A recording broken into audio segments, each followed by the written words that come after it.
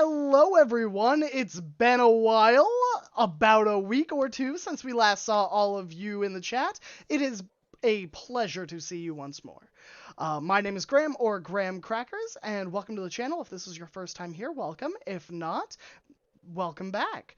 Today, we are resuming episode 4 of Anarion's Rest, which is our D&D 5e homebrew campaign, featured in the homebrew world of Anarion. Today I am joined, as every other week, by my lovely, fantastic, fearless adventurers. Say hello, fearless adventurers. Hello, fearless Hello, fearless adventurers. adventurers. Adventurers. Fearless Glad we all had the same idea. Yeah. All right. Well, how about you all tell the lovely people in chat who you are, who you're playing, and maybe one cool fact about your character. Do you want to start with Rue and we'll end on me since Goloneth isn't here? Sure. Yeah, that makes sense. Does it? Okay. Yeah, on the overlay it does. Hi, This is why you gotta be watching the overlay. I am Adam, playing Rue, and I think they are a Twilight cleric. And one cool fact about them, they can see 300 feet in the dark. I don't know if I can even do that. I don't think I could do that. Who knows? Hello, I am Bob. I am playing Beldis Stonesong, the Dwarven Bard, who kind of does bard things, but not really.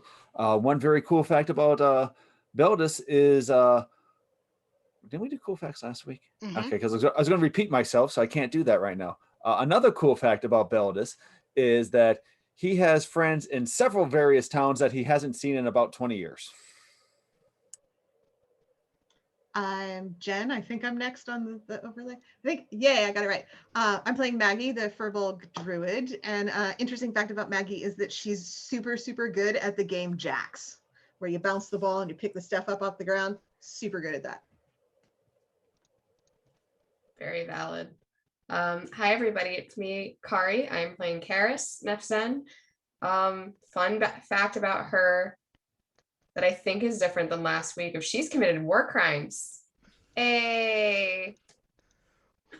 And last but not least, I am Mare and I am playing River the Artilock.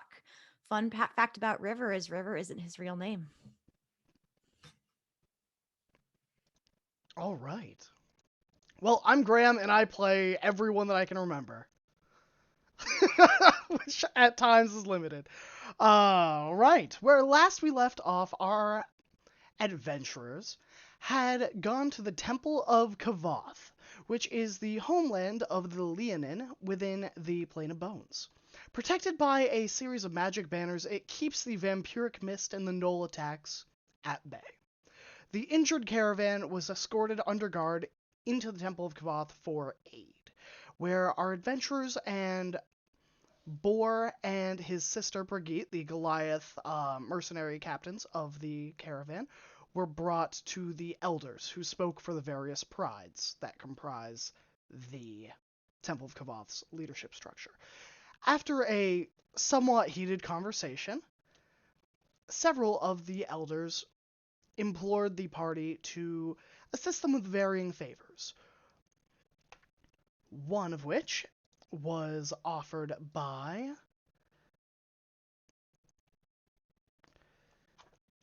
Cassandra of Clan Starmane to assist her clerics in finding the flame bloom, a specific type of flower that grows on the edge of the cliffs near the water on the side of the canyon.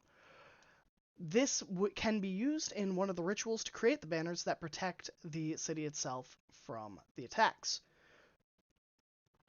Tethaton Stormroar requested that in the morning that the party and himself speak about what job he has to offer them.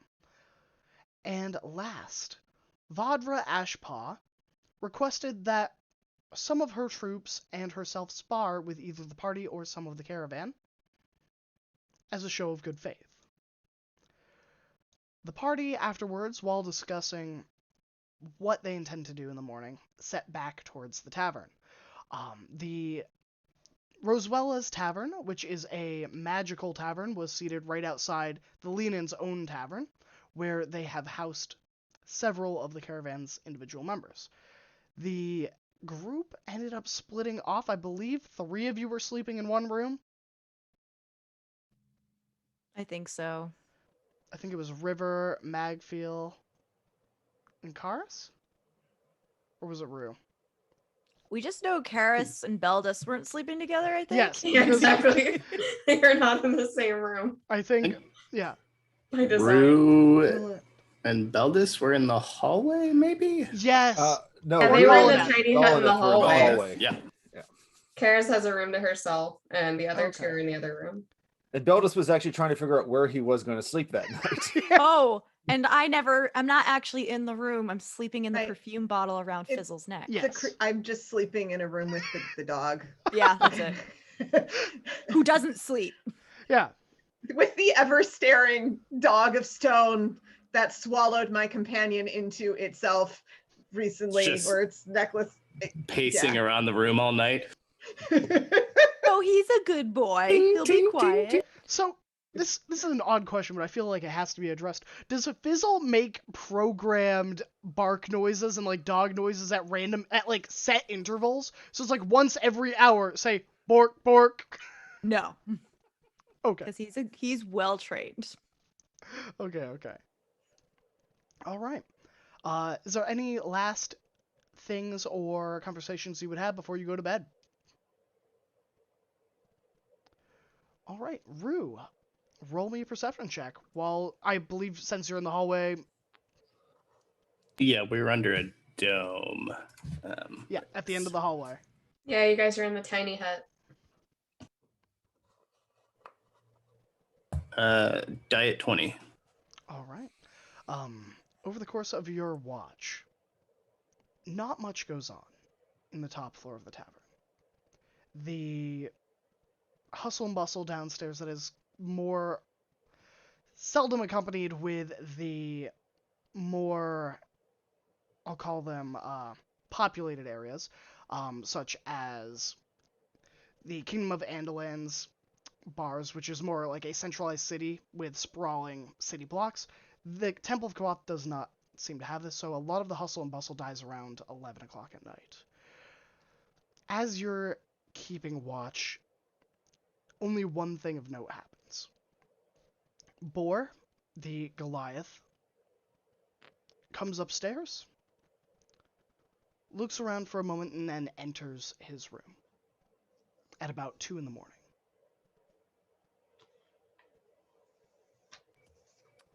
She will probably make a little note to Golineth if he's still awake, and if not, she'll just keep it in the back of her head. All right. And with that, morning arises. The sweltering heat of the sun cresting over the canyon kind of gives the city itself this illuminated golden glow. And the morning is yours. I immediately pop out of my perfume bottle in mist, like like a mist when like the waterfall goes like into like a pond and it sprays everywhere, like that. I should have expected that. Morning. Morning. You always sleep in the bottle. Yeah, it's comfier in there. Oh, you don't get stiff like you don't like from. No, there's like blankets and pillows and stuff in there. Oh, that actually sounds very nice. What a good idea. Yeah. If I can take people in there, I would, but I can't. It's not how it works. I'm okay with just a regular bed. I appreciate the sentiment that it's just. I mean, no offense. I don't mean to. I'm sure it's a very nice place. Or I just was saying that you don't need to take me there because it's a little creepy. That's fair. If you ever want to like look, you can probably pop open the top and just like stare in. You might be able to see it. I definitely want to look. I will unhook the collar from Fizzle, and I will hold you like the little perfume bottle. It's probably just like this big with a little side spout. And if you look in, it's like same size as the perfume bottle, and there's like some cushions, a small desk, like pillows and stuff in there. This is amazing. It's really cool. make your bed. There's Well, no you bed. know, It's just tidy blankets. it up. Well, you tidy, you fold the bed. It's like It's just it's like instinct. a It's okay. nest. It's like, yeah, no, it's fine. You should be. I You're a thought was parent, very aren't presumptuous you? of me, as it was just an instinct. I couldn't help it. You're It a just came parent. out of my mouth. Parent. Yeah. Sorry. Eh. I'm just gonna act like a teenager and not do it. That's really part of the dance, so I respect that. But yeah. Yeah, that's definitely one of the cooler things that my patron gives me, so That's pretty cool. Your patron wants you to be comfortable. it's very nice. And in the meantime, I'll put it back around Fizzle's neck. Good boy. Anyway, where the heck is everyone else?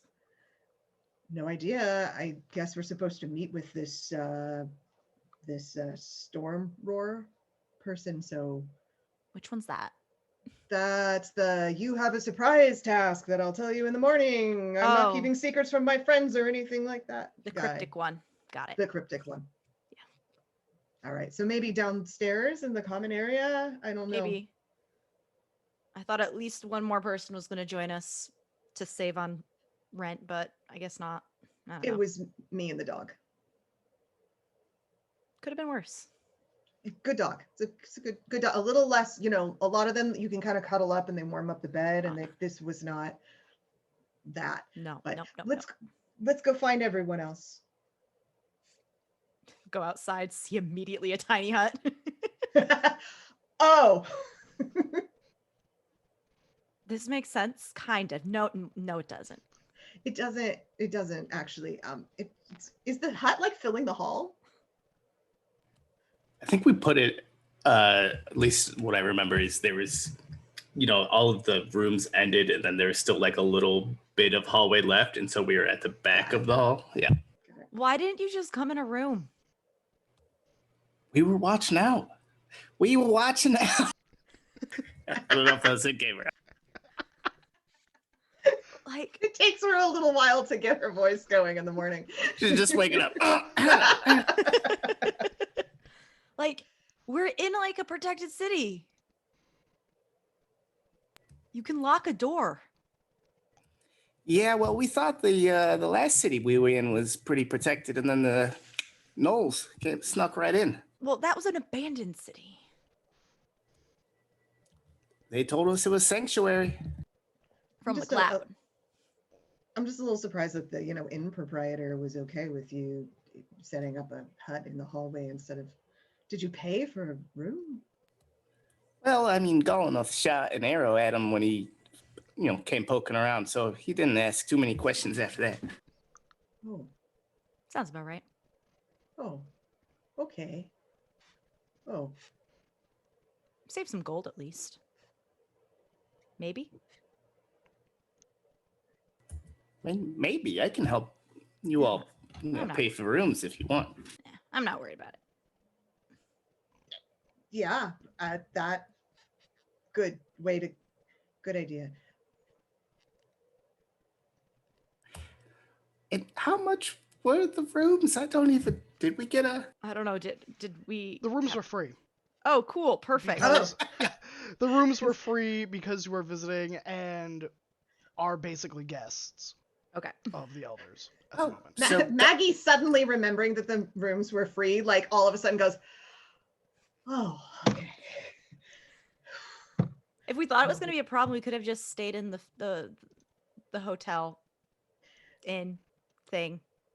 Well, I was going to offer to pay for, a room for the hall having been taken up by the hut or something. Now I don't have to do that because they were free, and that makes way more sense.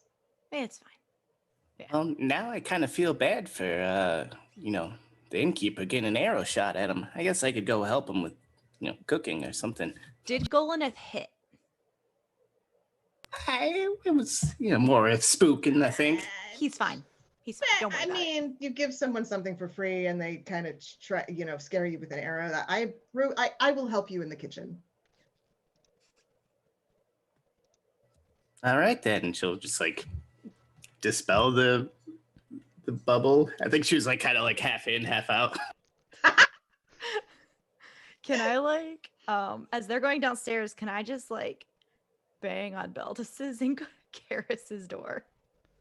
Yeah, feel free.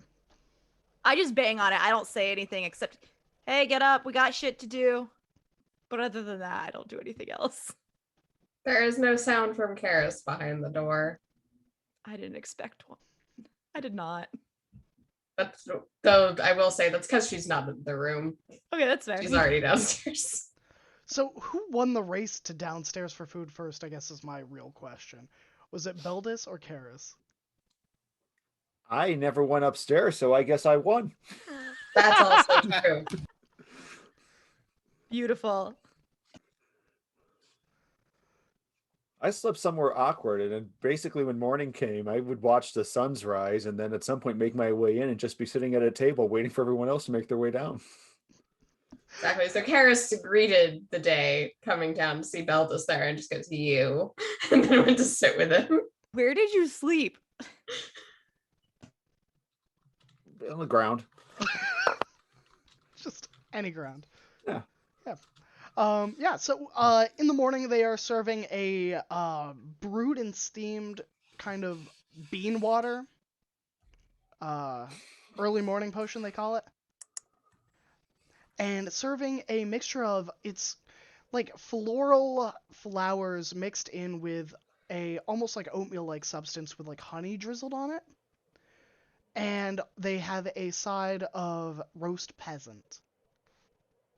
Pheasant, Wait. not peasant. You'll notice that the caravan's one short. Leonins. Am I right? This got really dark. Really unexpectedly.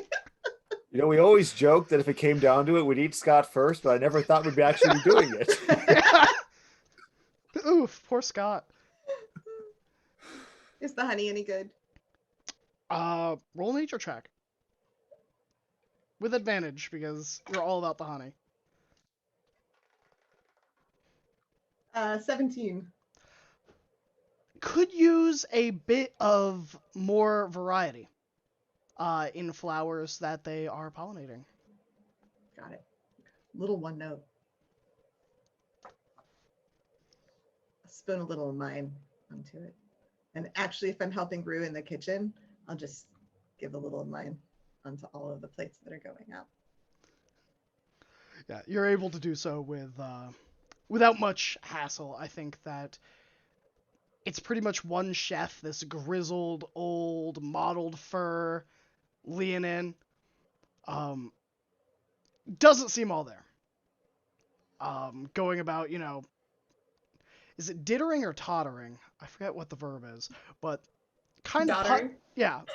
kind of putting around willy-nilly, serving orders when needed or when they remember.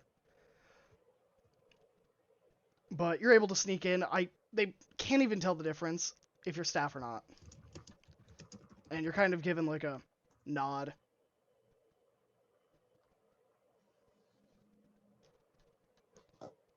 About Spoon and honey. yeah, get all the good honey out.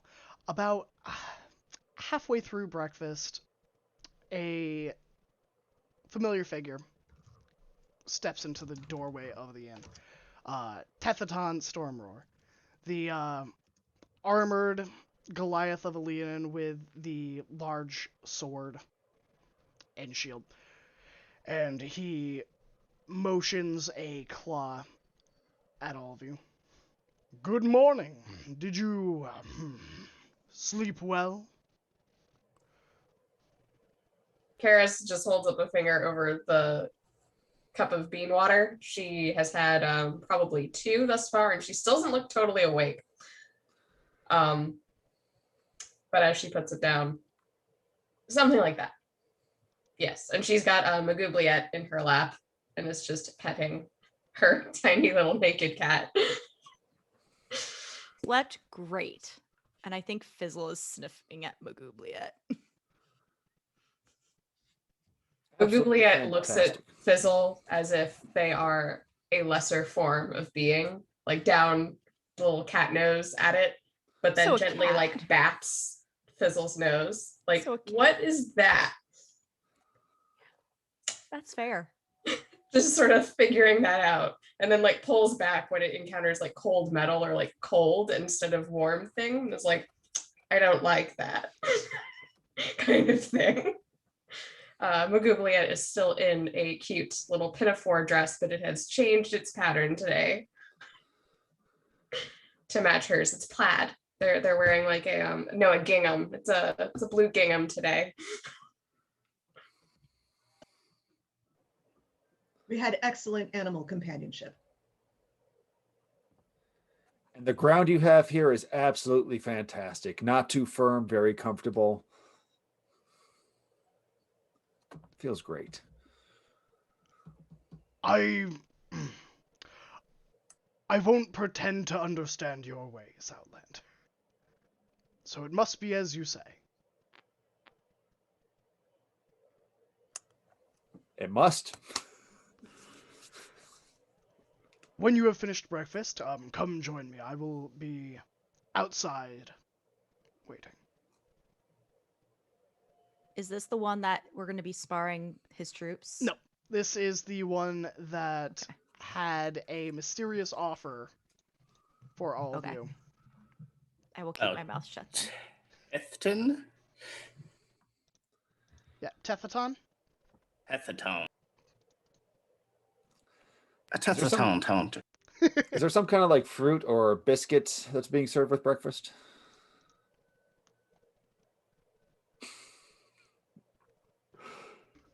Well, Yeah! There's like some mangoes.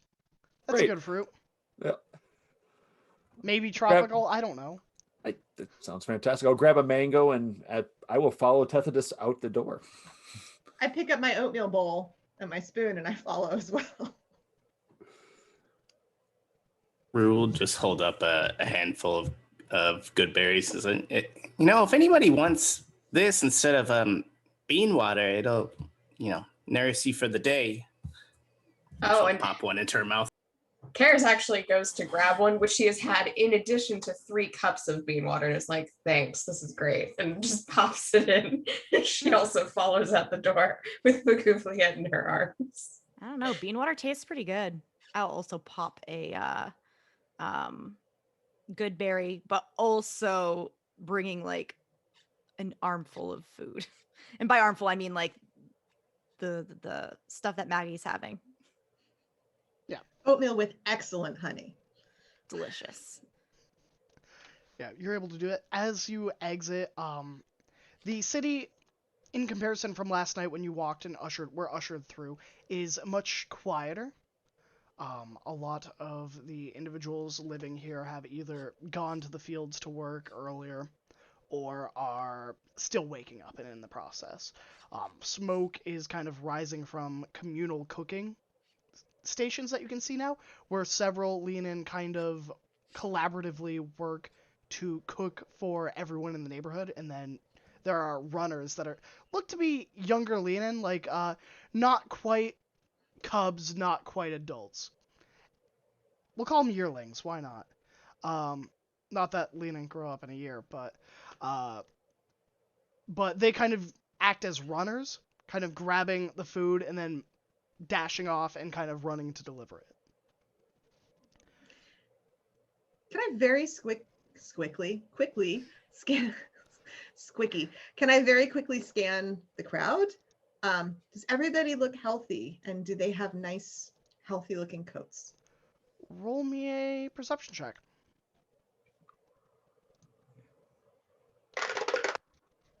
$19.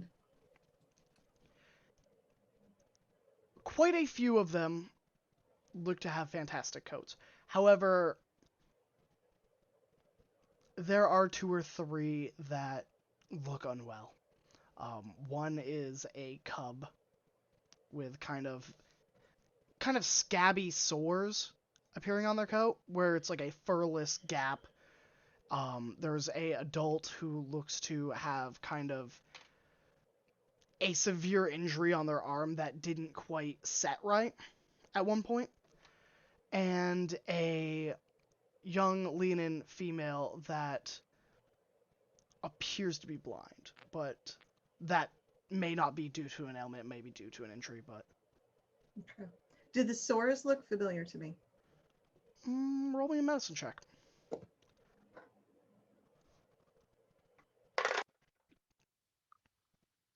Natural one. Never seen this before.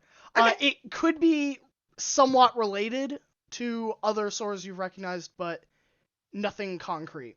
Okay. I'm just looking very intently at the crowd around while I follow Beldis with my oatmeal. I guess, do we notice these, not injured, but these leaning as well? Maggie, would you point out, or would this be something you would be looking for, Rue?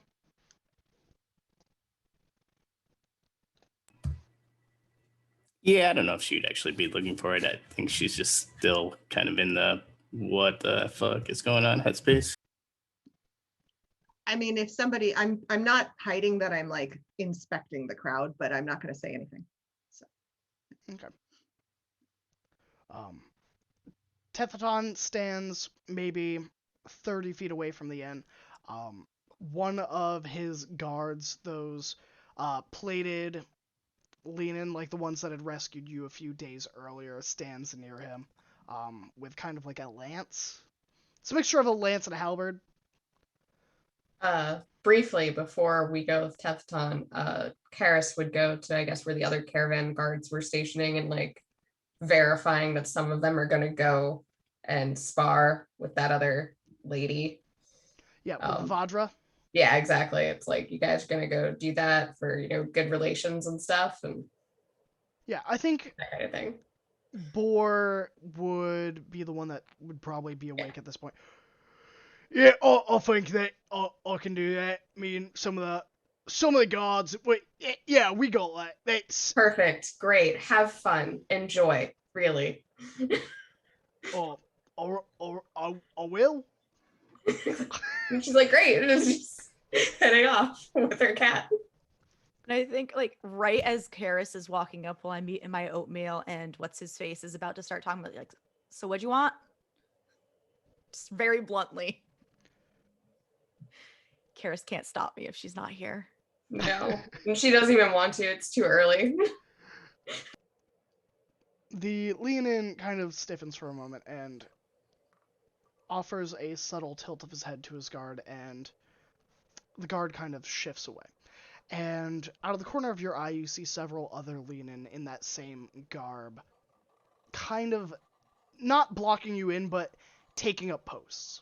As if, they are all actively looking not at you, but at outside of you. Like, towards the crowd, towards other lean-in. And Tethaton lowers his voice to a dull roar. I believe that one of the elders is working with the gnolls that attacked you. You were attacked by the gnolls, as Vindred informed me. Vindred was out hunting gnolls, which is correct, but he had a second purpose.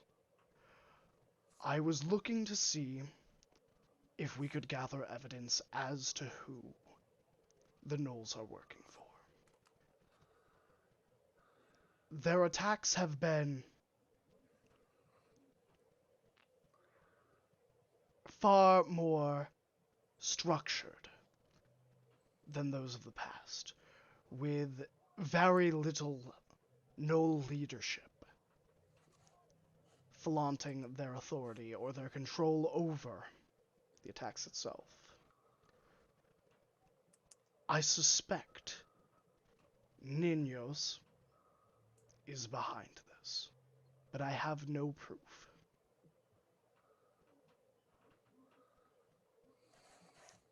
Was out of character. Was Ninos the kind of nasty, mean one?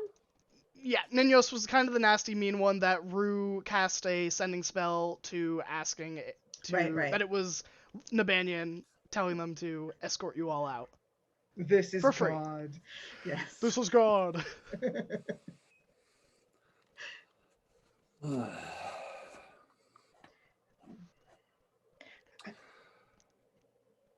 For What what make- purpose? And also, what makes you think that we'll be able to figure this out? A lot of people don't like us here. That question.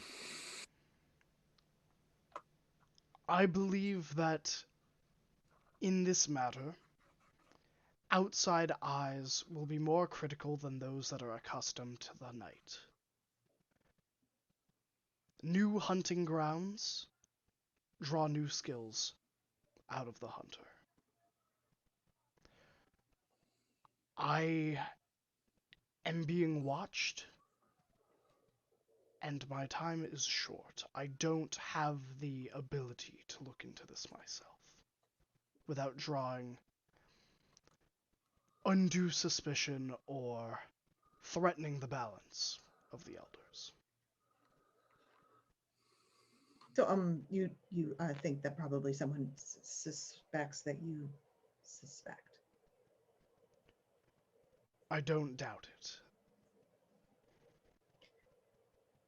So probably then they would already suspect us since you wanted us to do a secret thing. I have already addressed that. Brigitte, I believe, of your caravan, is going to be assisting me and my men on a hunt, along with several others. I will be out of the city.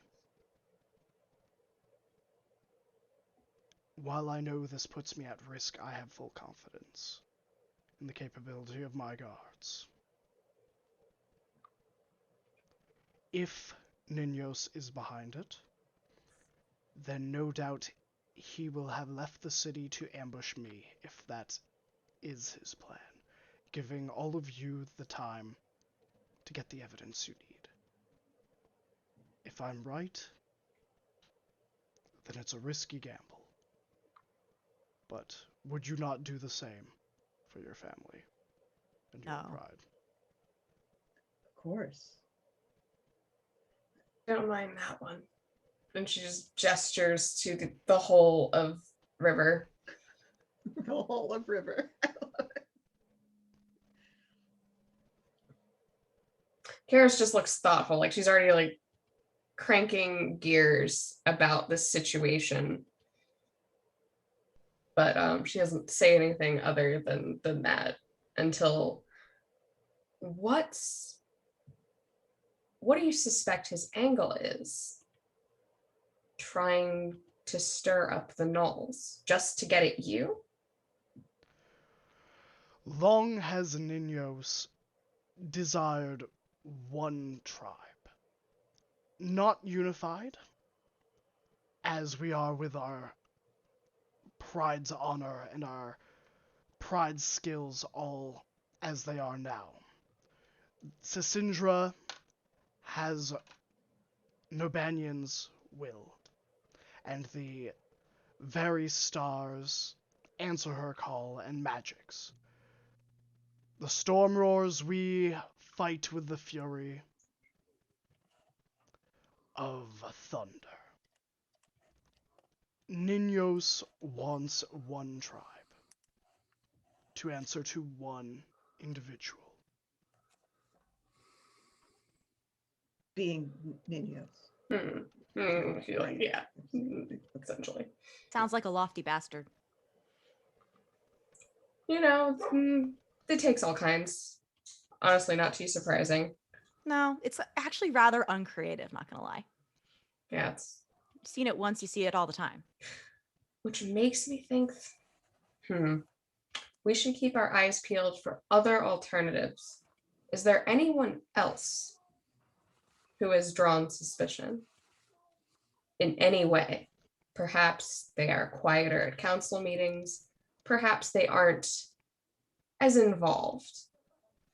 Like they're trying to keep a lower profile. Sisindra and Vadra during these talks have been quiet.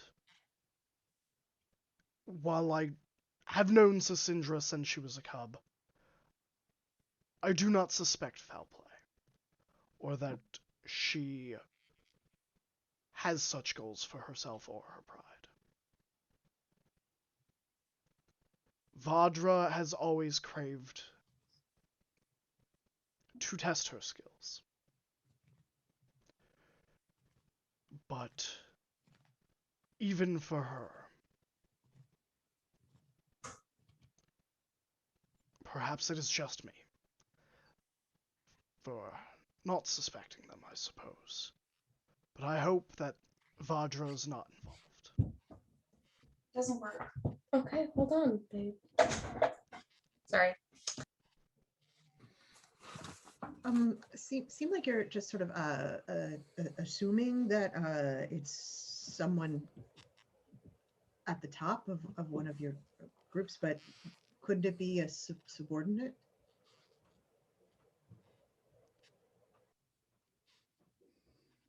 It could. It very well could. However, Lenin are a proud and noble race. Hierarchy is everything to us. For one to shake up the natural order, they would need a very good reason. Maybe they don't like being at the bottom of the totem pole. People get pissed. Perhaps, but if they were unsatisfied with their place, they need only voice it, and they could join another clan. You are way too trusting and trusting of your subordinates because it don't always work like that. That's not necessarily true. They very well could work that way here in this place.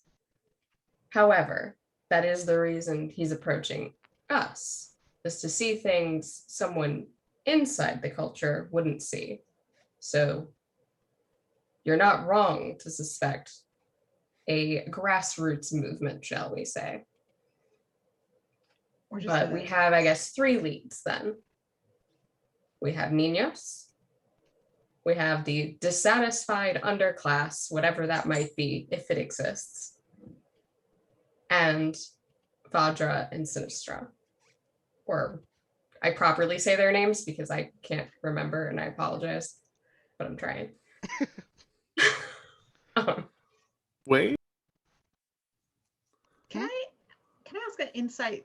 I think was probably going to end up being an insight kind of question. Does he sound like he's really thought this through carefully and wisely? It's probably these 2 people. Does he sound like he might be in a little bit of denial about other potential things, or you know what I mean? Like, how considered does this opinion sound? Okay, yeah. Anyone that wants to roll insight, feel free to. I think to roll perception. Okay. What are you looking for? Well, I guess first question, where are we again? I think you just said follow me, and then I don't remember. About 30 feet off from the front of the inn. I've rolled 2 natural ones in a row on 2 different dice. Oh no! So, same. I'm gonna take a 20. Okay. Hell yeah. And with your 20, what is your total? 22. 22. While it's possible that Tethaton has not thought of things, the risky gamble, what you've heard from his subordinates, it seems fairly thought out, and that a lot of thought has been put into taking this gamble and requesting of you to investigate. You could suspect that this is a Leonin who has already tried several different avenues, and while not being exactly forthright with all of the results, has enough steadfast information that they're fairly certain with what they're going on. What kind of proof do you need?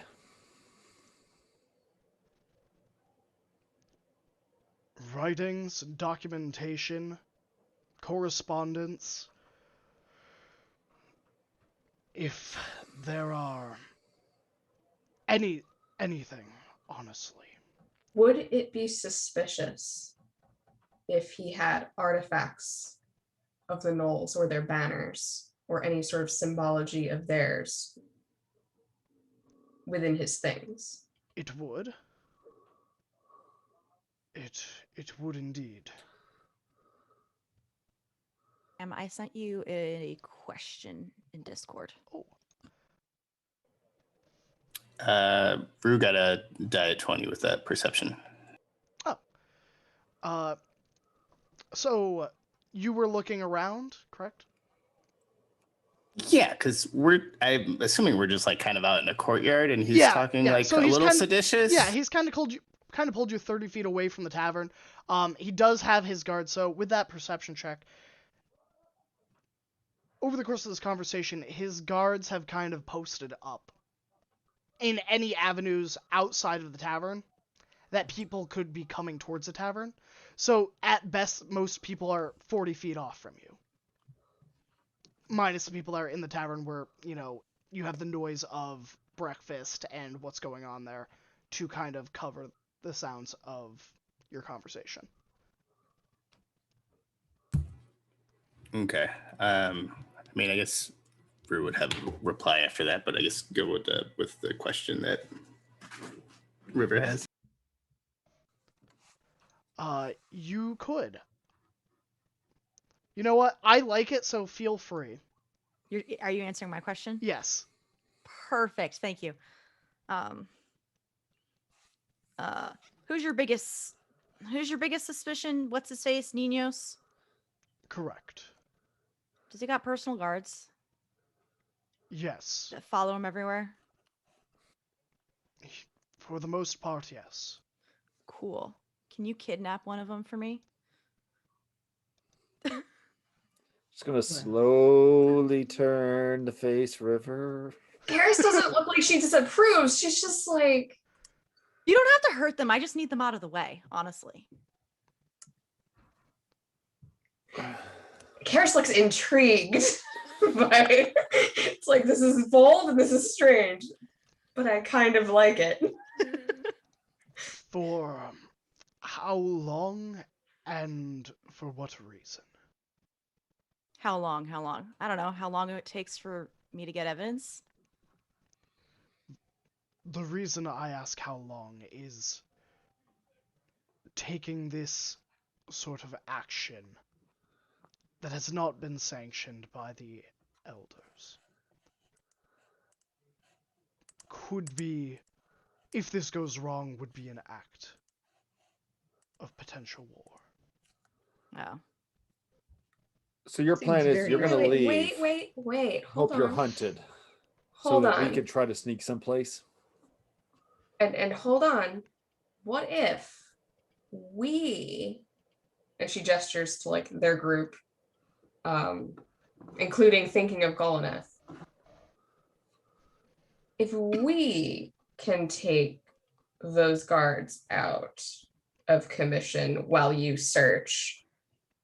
Or ask if you can borrow one while you go out hunting. Also, good plan. He kind of I like that one better.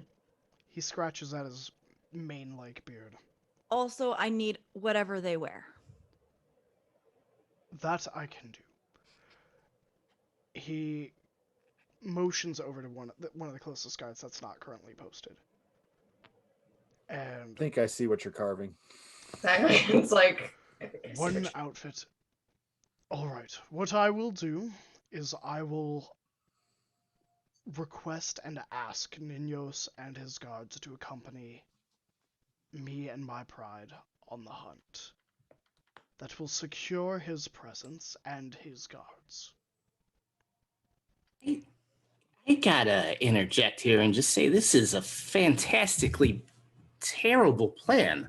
You're inviting the person who you think is going to try to kill you to travel with you without any of us and all of our skills. We're just going to go and sneak into Ninos's house and look around? Like, at least some of us could come with you and protect you, and if need be, but we're outsiders. Everyone's going to be watching us. We can't all be fucking sneaking around. Isn't Well, Bridget going? I was intending to go collect those herbs for the other woman, so Oh, that's right. I was going to leave Shit. that sneaking to some better suited individuals, and she does look significantly at some that are more sneaky than her. I mean, I That has a have nat ways 20. of going places not noticed without kidnapping somebody to impersonate to begin with. But I mean, I could do some sneaking. I just don't really know what I would find that would help. I also thought we were gonna like do each task as we go because I also really want those flowers. Well, I mean, if there's a hunting party, you need a healer or a cook, so I can go, with you. I feel like we might want a healer. Just saying, we might want. I mean, I can heal, but we might want like as many healers as we can. This all sounds like it's probably kind of dangerous. Oh, absolutely, no doubt. Oh yeah. Your hunting party, you have yourself, you have a few of our guard that you said are going to come with you on this, and then you're going to bring the dangerous threat with you. I will Great. also To be fair, he'll be outnumbered. So Like, my quite a real few. question is here: say we agree to do this for you because I think we're kind of forced into this here. I appreciate you asking so kindly. You go out and let's say you die. Do we still get the security of a banner when we try to leave this place and with your death? Vindred is my second, and I have already voiced my actions to Vindred. And if we refuse to help you, you will refuse to reward us with the safe travel. I will still reward you regardless. I am not Oh, okay. Oh. cruel or unkind. I do not Oh, now act I'm as a hesitant on snake. helping. Well, I mean, I hate to say it, but if you are killed by Ninos and Then it will have confirmed what I fear. yeah, but I know how we're being subtle and all looking around. I think he's gonna maybe take revenge on us since he will have a higher seat of power. No?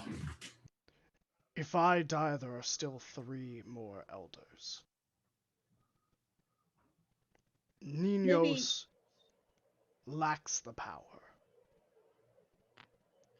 I think Not if just you, that, but such a blatant move. Probably, I would assume that the other elders are not quite blind to such overt acts after a number of suspicious circumstances. So if Ninos does move quite so forcefully here, it's unlikely he would do very well. It's not in his, unless he is much more powerful than we believe him to be. Let me clarify that. Unless he has collected his apex of power and is ready to move against all the elders at once, it is very unlikely that even on this hunting trip, he would actively try to kill our good friend here. It's far more likely he might encourage an opportunity for him to be injured or for him to lose as many men as possible on this hunting trip. But outright death is probably lower on the scale of probabilities. also, he's probably much more likely, right, to try to do something to us. Yeah. Also, as we try to break into his things, very, very likely to be doing things. Mm-hmm.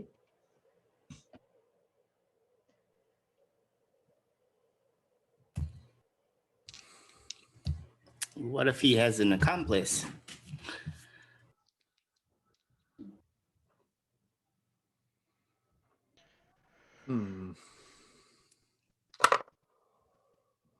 these are probably details that we could figure out later. Are we doing this? That Are we not? and the gnolls. The gnolls can't get past the banners. Unless someone lets them in. Let's maybe do something conditional. Let's try to gather some initial information before we have a plan beyond that. Let's see if we can rule anything out. River had an idea for going in and exploring. I would rather it didn't involve, kidnapping a potentially innocent person, but it is what it is. Fine, don't kidnap and- them. I'll just No, I mean, it is what it is. And no, it was a good idea. I wasn't criticizing your idea. It's probably very effective. I was just saying, which it's fine. It's fine. We'll just that's fine. And I can be like a rat or something, and we can go that's a good idea. explore and then see what we find. And you can make a decision about where to take him after we have any idea if it's probably him. Because if you leave and it turns out to be someone else, we're here with the someone else and you're not here. So, to follow back on what you just said there, Maggie, so you can turn into a mouse Yeah. or anything small and inconspicuous, Yeah. and you retain your ability to think as you do now, correct? Yeah. That's cool. So potentially, just hear me out here, we could just send you in to his house as a small, unobtrusive creature to look for potentially suspicious things. Mice can't snoop through heavy things. There's some True. limitations. Some limitations, but it could be that reconnaissance of if there's anything outwardly suspicious a mouse could find to give us that recon we were talking about, the preliminary work, shall we say, before we start knocking people unconscious, as you pointed out. Perhaps that would be the next step if you do happen to find something. They don't need to be unconscious. They just need to not be here. True, fair. That sounds worse, you realize. Hey, whatever It's conclusions you draw details, to with that, that's your problem. It's details that we can get into, I suppose, after we hear back from Maggie here. And if you want someone, distract one of those guards at the same time and impersonate so that I don't get stepped on. Precisely. This is working out. This is much better. I like this. I like this a lot better. And then River, you and I can investigate because you're probably better at that than I am. I can read better when I'm a mouse with better eyesight, but I'm not, a detective. Oh, I'm not a detective. I just know how to snoop. Not as Critical snoopy. skill. Yeah. But so we could do both and then get some information before we do anything more drastic. Sounds good. Okay. I like that. That sounds good to me. My hunt is in the evening, so if you find something before then, feel free to find me. Well, I suppose they probably haven't given you the tour of where the different prides live. That would also be very helpful. I will post a guard here at the tavern then, to escort you.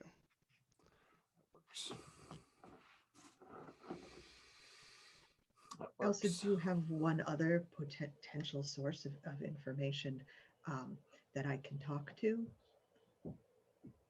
before, if we want.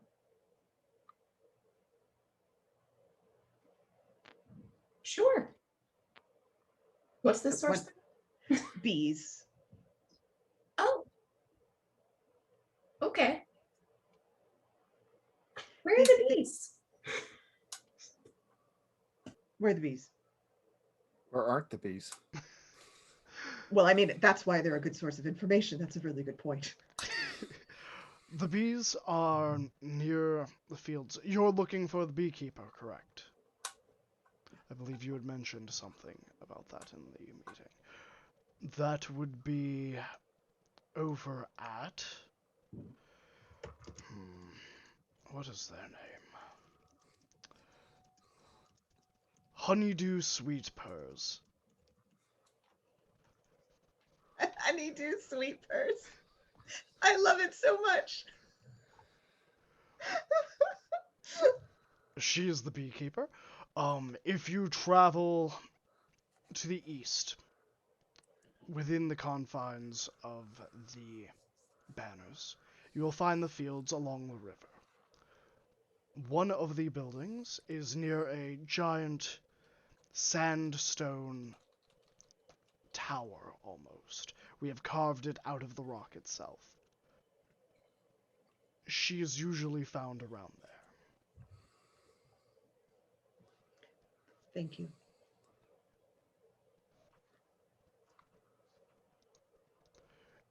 If there is nothing else, Don't forget the clothes and equipment. Hmm.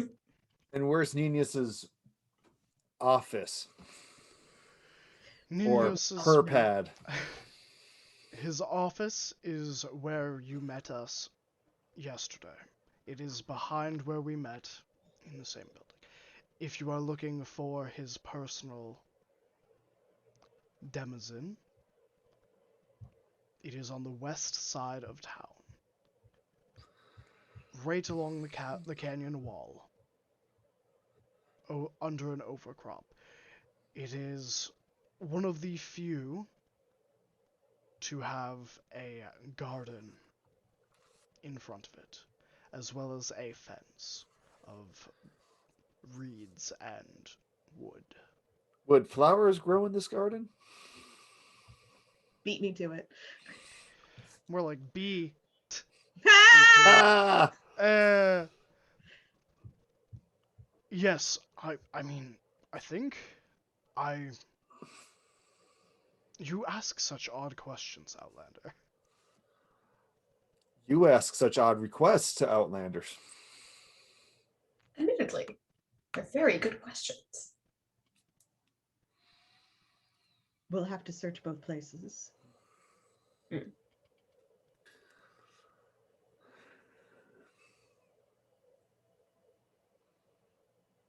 It sounds strange, but I'm going to suggest that we start with the bees because, like Beldish pointed out, they might know if this person has been meeting with anybody strange in their place. They might be able to give us a sense of where to go. And if I were doing something like this, I'd probably not keep my stuff in my office right next to the council chambers.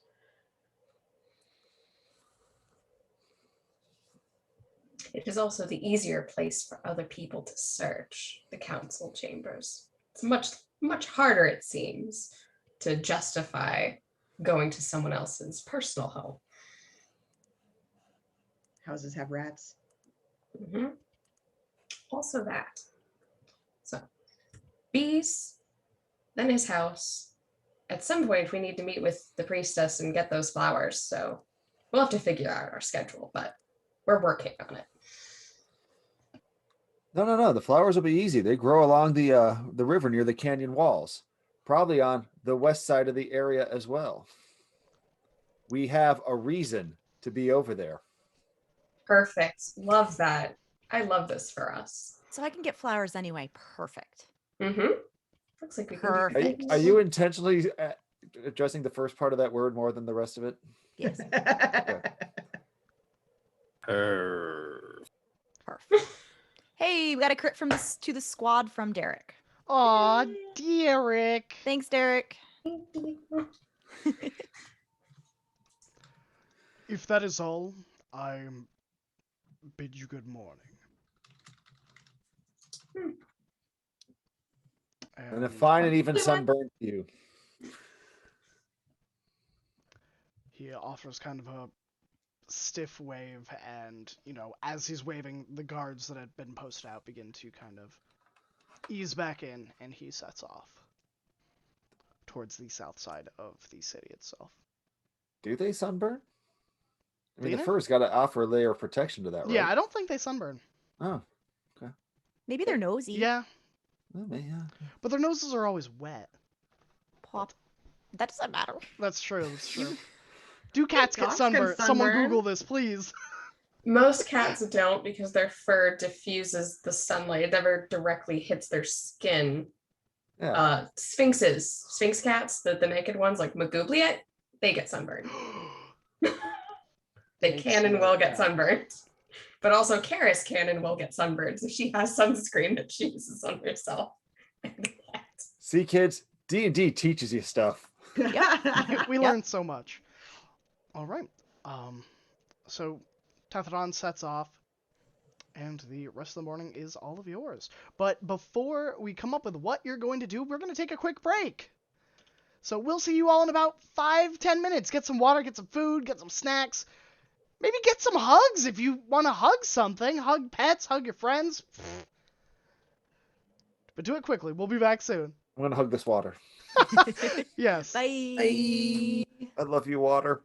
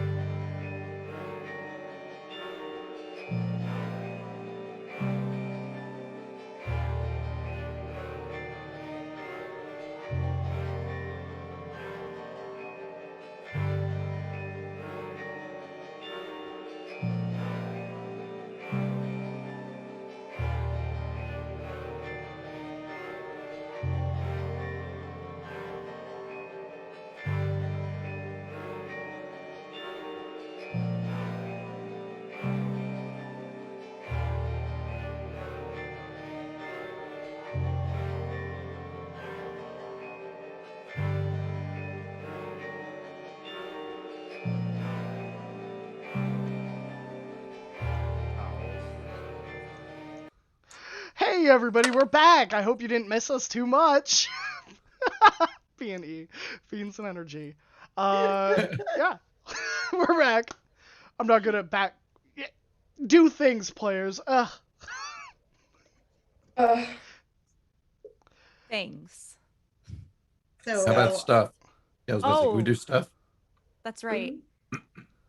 To the Oh, would I bees? know this? Yes, would I think to ask this? Evens, yes. Odds, no. Okay. No. Cool. Cool. I guess I'll live in mystery forever. Yep, we'll all live in mystery. I don't want to let you know because you might use it. By the way, I is wanna know Fizzle more with you now. or is Fizzle still in the room? Where are we right now? Out in the street. Yeah, you're like 40 feet out of the tavern. Fizzle's probably with us. Okay. message it into Zoom because Graham won't see. You're the worst. All of you are the worst. And I love you. It still pops up at the bottom though. At least if you look. So I'm not gonna That's do it. okay. I'll message a Okay. certain person though. Okay. Yeah, I'll message the person the question was for. All right. Cool. Cool. Cool. All right. Golden All right. Death on a scale of 1 to 10. Arson? Honestly. Well, All right, so with Tephaton leaving and his guards leaving, the hustle and bustle of the city and the Temple of Kavath kind of picks up again. More people kind of milling about. Most of the guards who were spending the night at the tavern from the caravan have kind of set out with Boar to head to the sparring grounds, being escorted by two Leonin with dark fur and leather armor that kind of looks like it's been washed with kind of soot and coal to give it this darkened appearance. And they both have these very long ebony longbows with like red ribbons wrapped around them.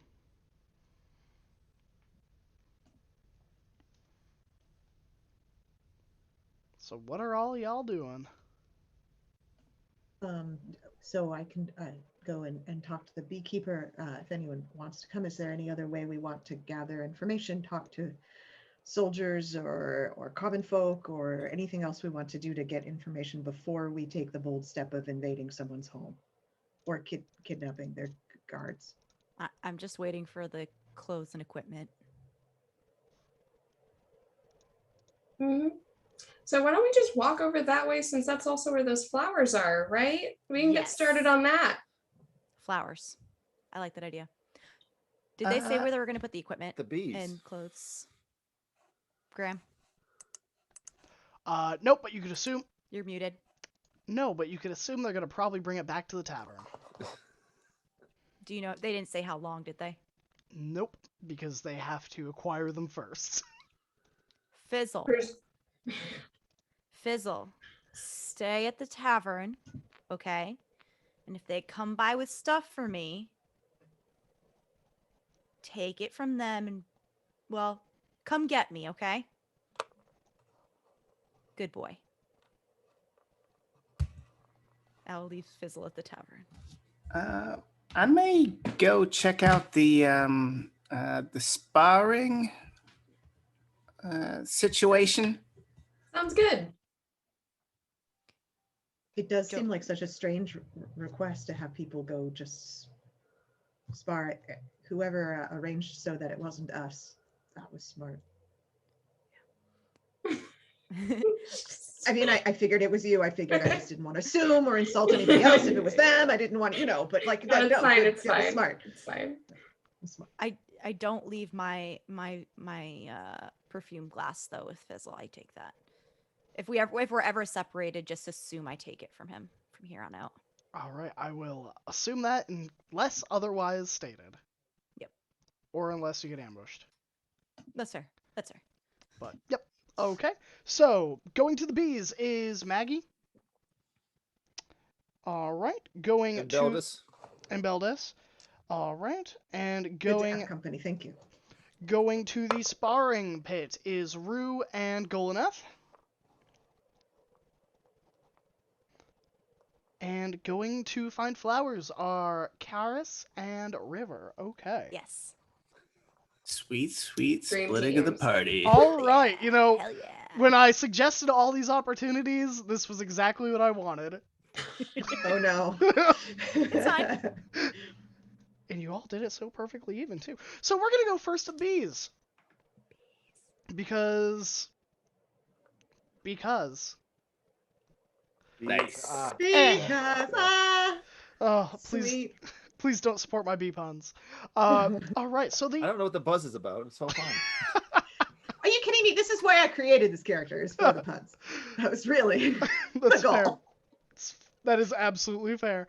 So, as the two of you begin making your way to the, I believe it was the western side of the city of Kavath, headed towards the vocalized sandstone tower that had been mentioned earlier to find Honeydew.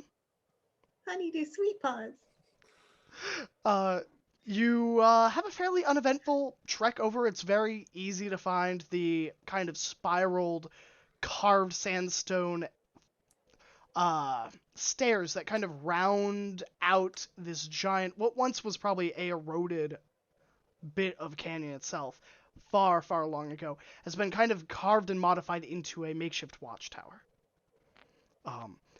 Below it are a series of fields, littered with everything from wheat, like rolling kind of golden wheat fields, along from irrigation channels that have been kind of cut from the river itself, as well as several other crops. There is like corn, there are beds of flowers, like wildflowers, lilacs, lilies along the river, reeds, and it kind of sprawls into this myriad of colors that have been dotted with several different types of flowers. And there is a series of huts kind of in a semicircle, one of which is kind of distilling honey. You can get the heady scent of kind of smoke as they're melting the wax and kind of melting out all of the impurities in the honey itself.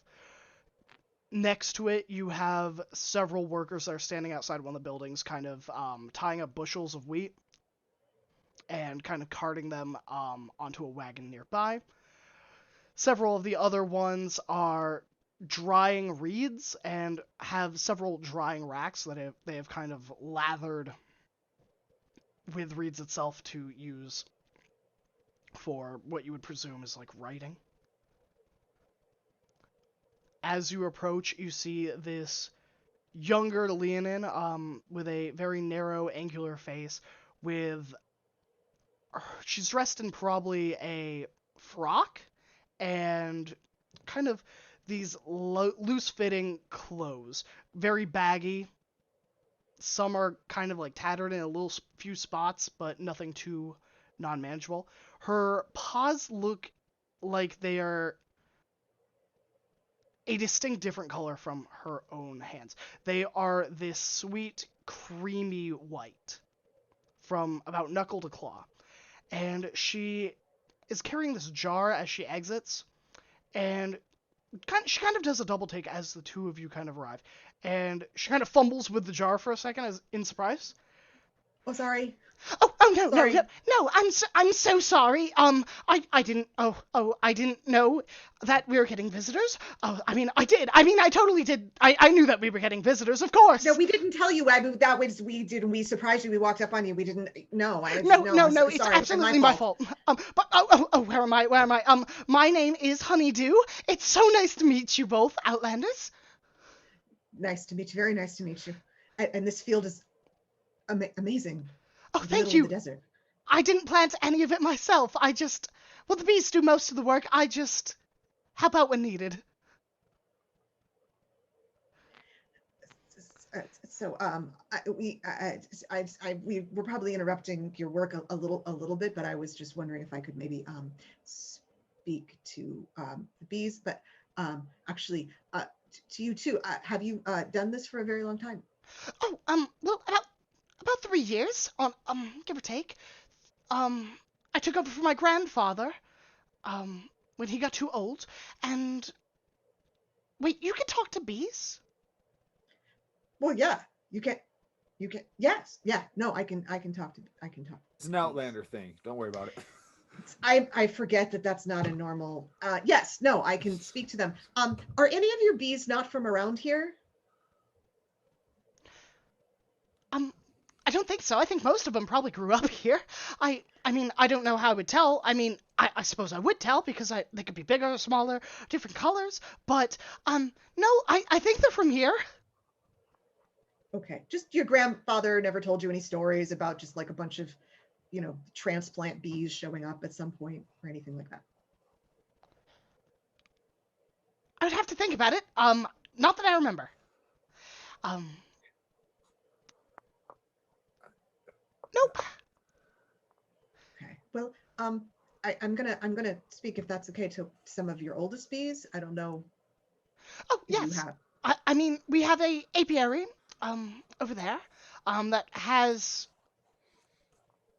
I don't know if it's old, but I mean it's an it's the newest apiary, but the oldest hive. I thought. Okay. Yes, if that's all right, if you don't mind. Oh, of course, of course. Can I watch? Can I listen? I've never I mean, seen you could. someone speak to bees before. It's more. It's watch. It's they don't. It's yes. You can come watch. You can come watch. You won't understand it, but you can come watch. Okay. 1 second. I'm going to grab a stool, and she'll hustle inside and grab like this wooden stool and like set it right outside, near one of the apiaries that's kind of on a three-pronged stand. It's about 3 feet by 2 feet thick and wide. Um, it is abuzz with activity, as per usual. And yeah, she just takes a seat and at a healthy distance, um, and just watches. Um, Beldis, is there anything in particular you want to make sure that I ask? I point to Maggie. I point to Honey. Have you two met before? This is just as wow. Wow, I have seen some things in my days. This was not something I was prepared for right now. I can't imagine I have any idea what you're talking about. I absolutely have no idea what he's talking about. Right, right. Wow. Questions for bees. I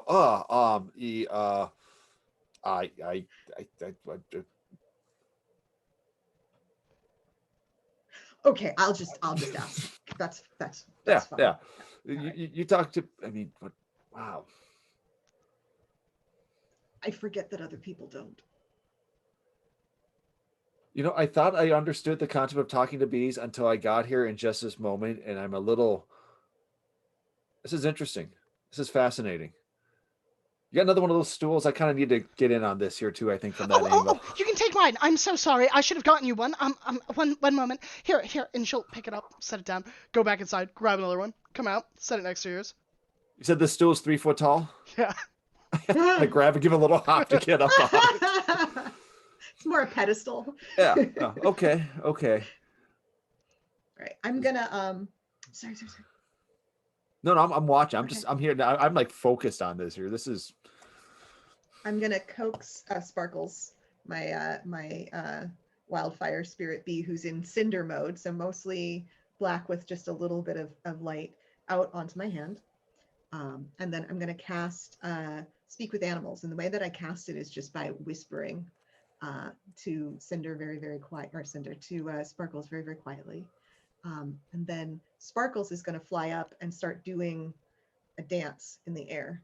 And what the dance is saying is, excuse me, if you don't mind, would one of you be willing to come sit with me for a moment and chat? And then Sparkles will land on my hand and await someone coming.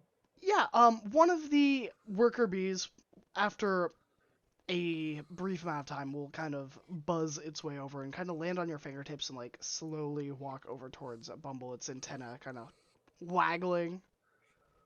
Maggie has a huge grin on her face when she sees this. And we'll whisper to Sparkles, and Sparkles will turn around and do like a little bee butt dance, jiggle thing, like what they do in the hives, to communicate with it and just say thank you for your time. respected worker. Well, hiya! I'm going to try to do a Sparkle's voice, but I don't think I can. Hi there. Thank you so much for your time. We really just wanted to ask you a couple of questions, if you don't mind. I know you're very busy, but would you mind spending a little bit of time talking to us? Sure enough, I have time to spare. Okay, good.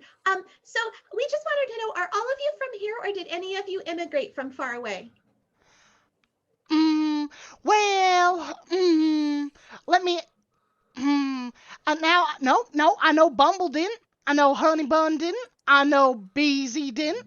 I know Phoebe didn't, but, oh, geez, that's a big one. Oh, I don't think so. I think we've been here for as long as I can remember. Okay, well, thank you for thinking that through. So I was wondering if there's anybody, do you know the two-legged ones that smell like rotting meat? No. You can find them traveling around in the deserts, and usually where they go, the two-legged ones, there's lots of crying and wailing. Not the quiet ones like the ones here. What is wailing? It sounds like, ah! And you hear Sparkles like go, Oh, oh, yes. I know about that. I heard them wailing some fierce. when and do you think you could maybe even show us where? I could, but it's a little ways away, if you don't mind. I don't mind. I have to ask my friend here, but I don't mind. If you could show. Did you the two-legged ones that smell like the sun? Have you ever seen any of those with the ones that sound like ah? Nope. Okay. Well, anyway, if you could just lead us to where the smelly ones are, we would love that. That would be very helpful. Let me just make sure that my friends can come with me.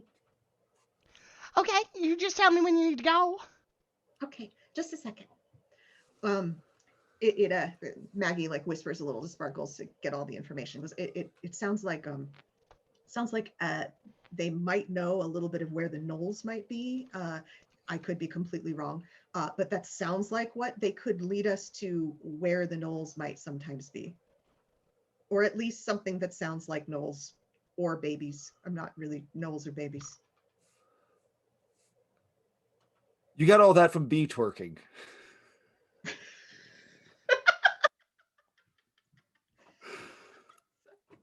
Well, yeah, that's yes. Okay. That's how they talk. That's just That's.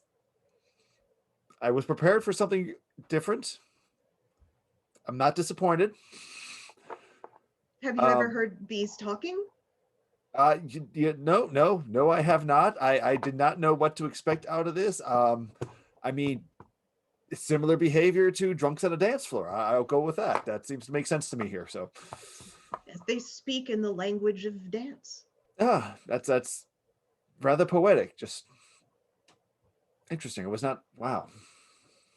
They're poetic and profound. Do we have time, do you think, to follow the bee? Absolutely. Let's find out if it's going to lead us to knolls or babies. It's an interesting selection of options we have in front of us. Well, wherever babies are, there's crying, and wherever knolls are, there's crying, and I'm not really sure if the bee knows the difference, so let's find out. Absolutely. I cannot argue that logic. That sounds absolutely flawless. I mean, wow. I don't think if I was a bee, I don't think I would know the difference between a baby crying and an old crying. Exactly. That's... Okay, we can follow you. Okay, that sounds wonderful. Come on, new friend.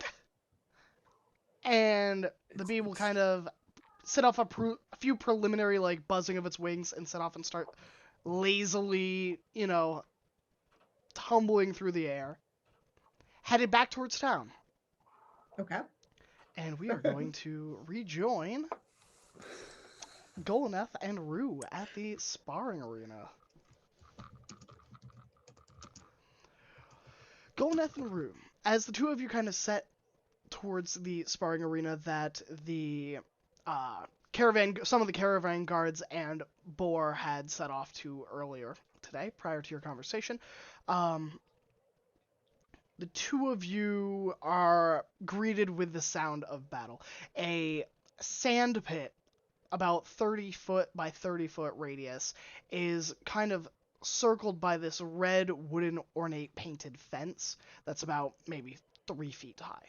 Several Leonin and some of the caravan guards are kind of leaning and watching and hollering to two of the combatants in the center. Boar is currently sparring with Vashra, the leader who had invited you. The two of them are holding these mock wooden blades and kind of have them locked at a hilt as the two of them struggle to overpower the other. The sound of grunts and exhortation greets you slightly before the smell of sweat.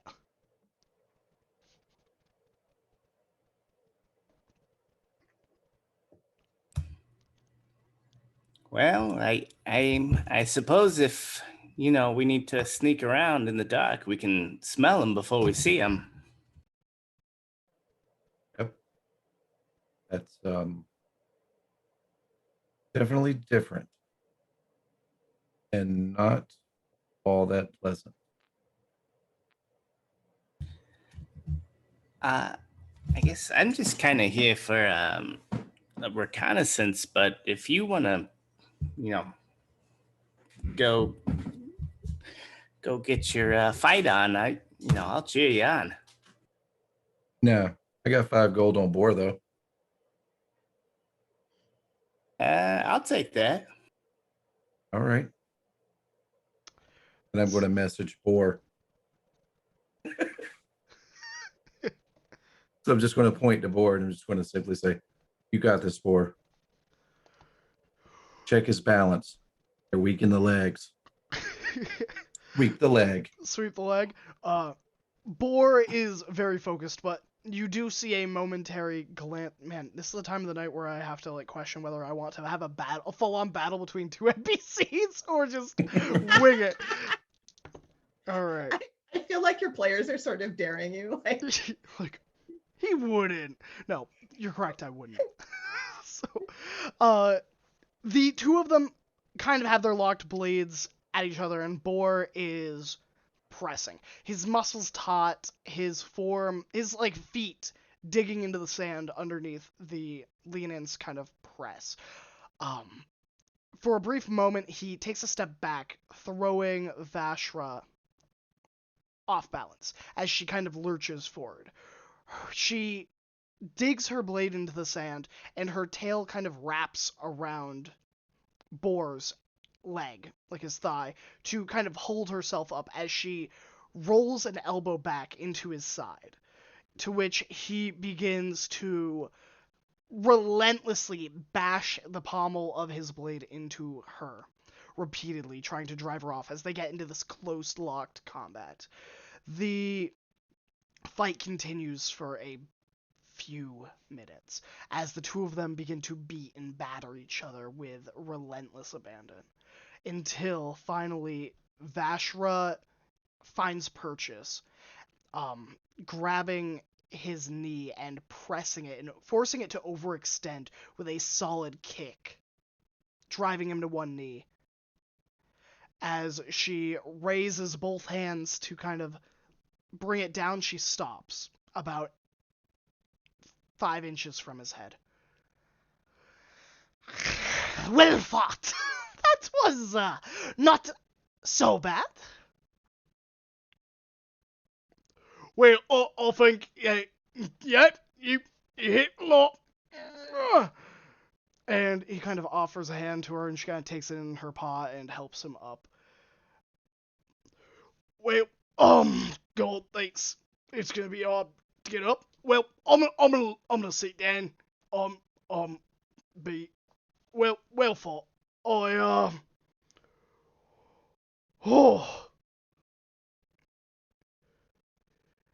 And you all do this every day, right? Every day. It is how we stay primed and proper.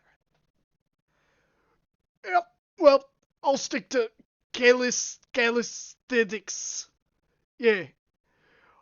And Boar walks over towards you, Golnath, and gives you a wave as he kind of grabs onto the fence and kind of climbs over it. I wave back, and then as I do, I just slip Rue the 5 gold piece, and I say, "Well, I certainly hope as that gold tooth comes out of the mouth as easy as it did out of my purse." Let out a little bit of a chuckle. Well, I mean, if we stick around here long enough, it just might. And she'll kind of call to Boar as they're leaving, say, "Hey, maybe if you didn't stay up so late, you would have been in better fighting condition this morning." I just see, what were you doing up so late? Well, I was, doing things and stuff. Things and stuff, eh? Yeah. That's the best description I've heard in the past 30 seconds. I was out. Yeah, we know you were out. We saw you come in. What did you happen to be doing? Come I on, mean, if Lord, you you don't can mind. tell us. You can tell us. Who knows? We might want a piece of the action too. Roll a persuasion check. Or intimidation. Either or, Rue, you as well. Would you be intimidating or persuading? I mean, I guess based on stats, persuasion. I mean, that's fair. I think there's a fine line. 10. Oh, that's also I've been rolling all 16, so die at 20 for persuasion. All right. So Golnath, as you kind of request and lean into the friendly request, Boar, as a Goliath, kind of has naturally very dark skin, like the complexion of stone. But you see a slight tinge of pink. Well, I wasn't gonna say nothing, cause business and pleasure and all that. But I was out on a walk to pick some lilies by the river with Roswella. But like, if you two could keep that down, I'd be mighty appreciative. Picking lilies, they call it.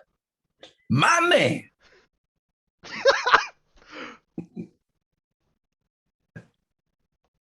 Yeah. All right. All right. What do you think, Rue? Roswella, lilies, fireflowers. Well, does that seem like maybe Roswella will have another one to look after in a daycare soon? I mean, we was actually picking flowers. She likes to, you get the flowers and you get the book and you press them. Press them. We got it. My man. He is bright red. Well, Yeah, you're pressing your two lips together. I get it. Yep. How's that song go? Roswella and War. KISS picking lilies. I don't know. I don't think I've heard that one, but I'm gonna get going before any more of this happens. I'm still your boss. So. Or you're more than welcome to hang out with us. I think there's a couple more fights going on. Since you've actually had experience in combat or sparring with one, perhaps you could enlighten us on what we're about to see. And then I look around and I make sure there's no leaning around me, and I was like, this could be valuable information. Boar kind of nods. In case a tooth were ever to fall out of someone's head. I'm just saying. Well, Veshra, that's the one I was fighting. She's tough as nails. Um, I ain't seen many humans or dwarves that can match that. Fast and strong. Or I thought I was a pretty good fighter, honestly, but she kind of took me for a loop. And the other ones, a bit on par with our troops, our guards. It's about 50-50.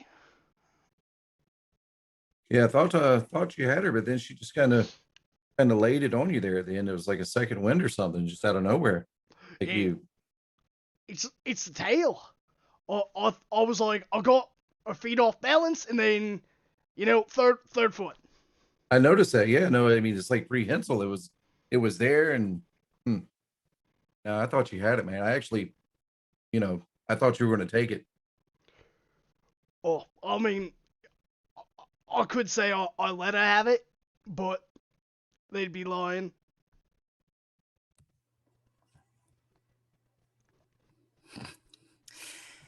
Well, I mean, I was gonna go ahead and give you a cure wounds for your troubles, but actually, I've got a question. Did you happen to see anything while you were out picking flowers last night? Lilies Lilies. by And the river. she'll go ahead and tap him on the leg. I'm he's a Goliath, right? So I'm Yeah. sure she can't reach too high and cast cure wounds for not much, 5 HP. That's fair. He looks Roll the 1. He looks visibly better as some of the bruising that has begun to form on like his side starts to kind of swell down, and the color begins to resume that normal grayish hue. Things I would have noticed. I mean, the way she looked in the moonlight, but are you talking No, like I'm not suspicious talking. stuff? I mean, I could stand to hear a little.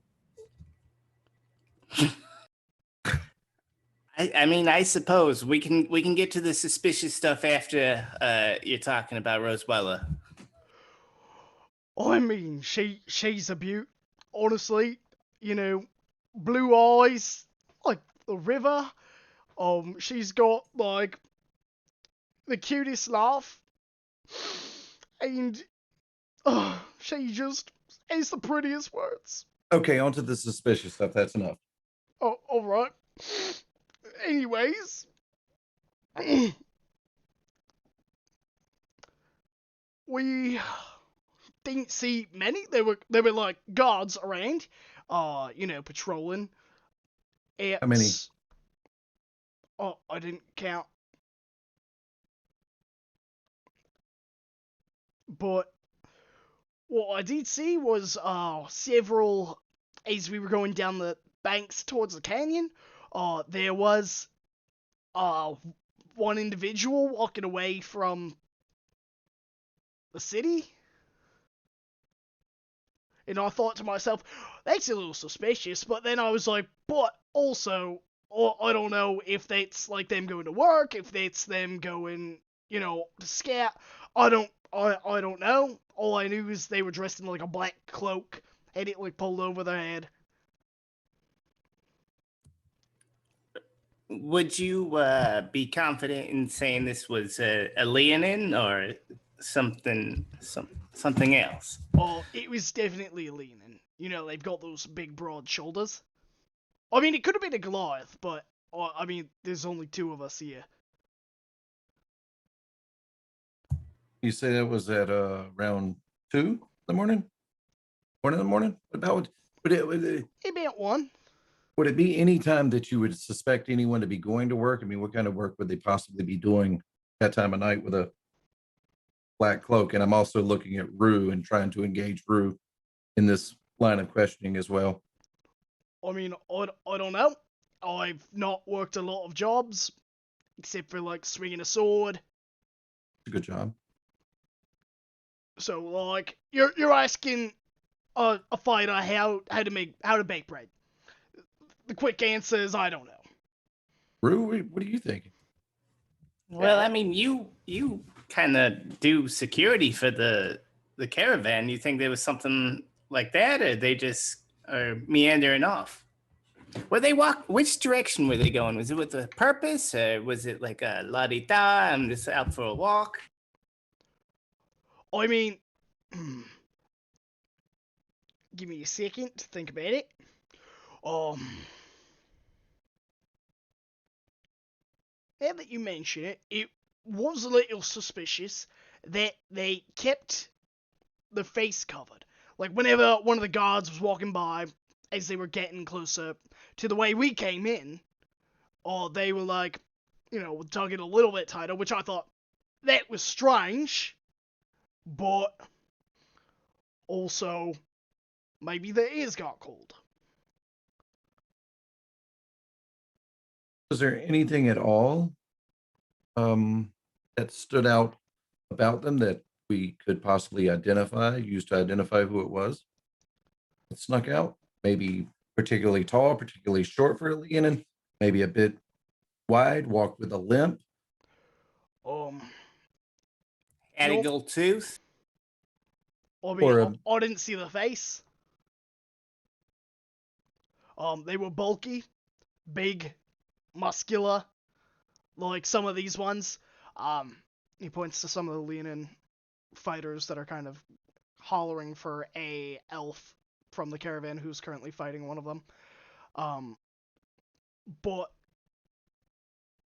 he walked like a fighter, not like, a noble or something like that. Or she. Well, thanks, Bor. I think, you've done well. I don't know. You didn't do well in the battle, but you answered the questions acceptably. Colin, if you got anything else, or Well, he did well right up until the end there. And then there's the whole thing with Lily. Or the lilies with Roswella. I mean, that's quite frankly, I didn't know he had it in him, but I mean, Rue will hold up the 5 gold that Galnath gave her and give it to Bor. Why don't you go ahead and treat it as something nice? Thanks. I guess, he leans down. Do you think she'd like if I got her, like, some jewelry? Oh, too soon. Yeah, why don't you go with something, from the hat? What if you got her a journal, maybe leather bound, with a flower on it, possibly a lily, and then she could press new flowers in that book. It's so clever. I'd never thought of that at all. Oh, you're both such great friends. I'm glad that we got to have this talk. Yeah, me too.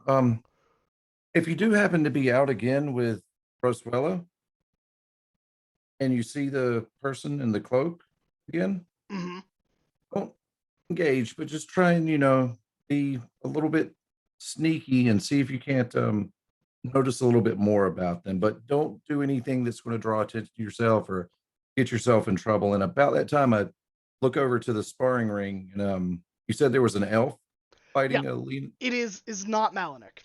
Okay. All right. I will say that, but it is one of the elf guards. How are they doing? They are not doing well. They are getting thrown around like a rag doll at the moment. Okay. This is definitely a contest of where they thought it was more of a, if I'm so fast that they can't hit me, I'll do well, not assuming that the other person was equally fast and also strong. Yeah, and you just see me getting visibly tense and just kind of attention halfway divided. But otherwise, I'm still engaging with Bor and Rue, and to Rue, I'm just asking, kind of sounding out what Bor has just described to us with the black cloak, and the conspiracy theory is definitely still rolling around, and I'm trying to not sell it to Rue, but at the same time, I'm not holding back. Leonin sneaking off in the night. What kind of work could they be doing at 1 a.m. in a black cloak, hiding their face from the guards? I mean, nothing good, but I think maybe we just keep our eyes peeled because she'll kind of say under her breath a little bit, Vajra here is on the radar a bit. I'm thinking I might need to, you know what? I think I'm going to try and help pour out. And,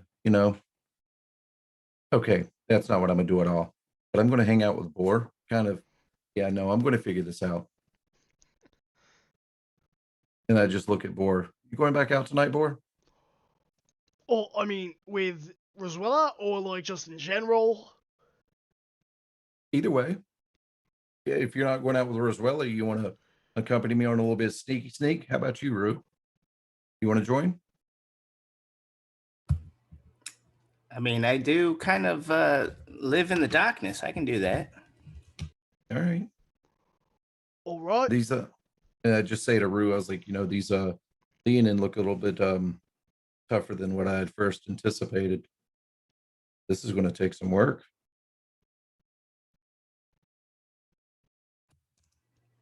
Well, I mean, everyone's got a weakness. We just gotta figure that out. Catnip. All right. So like, should I go to your room before I go out and like knock on the door 3 times? Sure. All right. I'm gonna go see if I can get any journals. Is it? Yeah. I'm gonna go phone with them. And he sets off, which brings us to our flower crew, Karis and River. You set off towards the canyon on the west side, setting off along the river. There are several Leonin fishing, most of them spearfishing, some of them are trawling kind of nets along the riverbanks. As you continue through the city itself, as you get closer to the canyon, the houses grow sparser and sparser until there are small communes of houses with large gaps in between them. You would be able to see from as you're going the house that had been described earlier, the walled house that has the garden and is kind of a 2-story structure kind of carved into the canyon itself. It seems that the house juts out for the entryway, but further on is deep within the sandstone interior. And the canyon itself has grooves that seem like walkways, that some of which are kind of those trailbacks to go up and to reach the top side of the canyon itself. There are several ridges that are unconnected from walkways, but are semi-reachable, I would say, but would require some climbing. But they do have these luminescent red glowing flowers in abundance. The nearest one from a walkway, I assume, I'm not even going to make you roll perception because I assume you're going to look for the ones that are closest or safest. The closest one is about 35 feet of lateral climbing on the canyon wall. Those are fancy looking and they look magical as hell. I need like a bushel. Mm-hmm. So, is there a walkway that goes up above some of these ridges? Yeah, conceivably someone who has a spell flying like broom? say Featherfall could get on and just step off the ledge and then gently float down to the ridge they want and then gently float down some more. Yeah, you could definitely do that. The vast majority of the flowers are definitely reachable from a higher way, so you could drop down the 40 feet, get onto the ledge, get them, and then go down. Most of them line up with the river to a degree. Cool. That is so, also something I would like to do. absolutely. So I also, well, you can pinpoint multiple people, but I also have the spell too, just in case. So okay, cool. So I would suggest this plan of so we could just take the way up on the ledges and then float down to the flowers. pick as many as we can. If we need to do a second round, we can get a second round. Exactly. I like it. Cool. Good I like plan. that Good plan. Yeah, let's do it. All right, so the two of you spend the next 30 minutes kind of walking up the crossbacks to get to a suitable ridge. Which one of you is casting a spell? I will cast one of them. Sure. Wonderful. You are able to drift down and you land on this verdant golden... It's like a golden grass, almost, on the ledge with these luminescent red flowers. They do give off a tangible heat. If I look with my fancy eyes, are they actually magical? Yeah. Evocation? Okay. These actually have magic in them. That's awesome. Fascinating. And Karis is already delightfully picking them. Oh, Not yeah. I'm like feel the right heat behind from you. these flowers. All right. How many are you picking? How many Karis do they need? How many did they need? I believe they said a few, which I don't think they gave you an actual number. No. But they would have told us how many we needed, I'm assuming. I would say they need anywhere from 5 to 10. Cool. So yeah, Karis is going to take 5 for herself. Okay. Yeah. And then she's going to collect 5 for them, and she's going to assume River's doing the same. Yeah, I'm also going to pick 5 for them, but I'm also going to pick myself a bouquet. Okay. Yeah, roughly speaking, we're just going to do that. Yeah. I'm not even going to make you roll. I mean, I could say roll a nature check, but I think picking flowers is a very standard action. Yeah. All things considered. The flowers are quickly, gathered. They do give off heat significantly when they are bundled together. Cool. Almost accumulating. Ooh. I'm wondering if I can make these into a flame tongue blade or something. I mean, maybe. You could also make them into a bomb. That seems like a waste. It's a one-use thing. Lots of things are one-use things. That doesn't mean it's a waste. I'm an artist. Please. I made Fizzle. Fizzle is art. So are explosions. Art is both consumable and eternal. I am more of the physically eternal art type person. If I wanted to do that, I would have become an alchemy type artificer. Whatever. Fine. You can do what you want with your flowers. I'll do what I want with mine. Exactly. And we'll give them theirs. Fantastic. All right, and the two of you drift down from the ledge down towards the river. Yep. Wonderful. As you slowly drift down, slowly, the 40 feet, if not more, to the water. Roll me a perception check. No. No. I am determined not to roll a perception check. Do you really want me to roll? I can roll. I mean, it's going to decide. I've already got a nat 20, so don't worry about it. Yeah, I got a 4 anyway. It didn't matter. Yeah, I mean, you both had to roll, so it didn't matter. Karis, you notice a form in the water moving. River, everything's hunky-dory. Hunky-dory. I wonder when Fizzle's going to come. There's something in the water. Can I see what kind of something it is? Yeah. Or is it just indeterminate? There's Does it Leon look and like fishing. a fish? Does it look like a person? Leon and are fishing. Of course, people are in the water. It's about 14 feet long. And it No, has no, a tail. this is a 14 feet long something in the water. Oh. I'm going to need you both to roll initiative. Love it.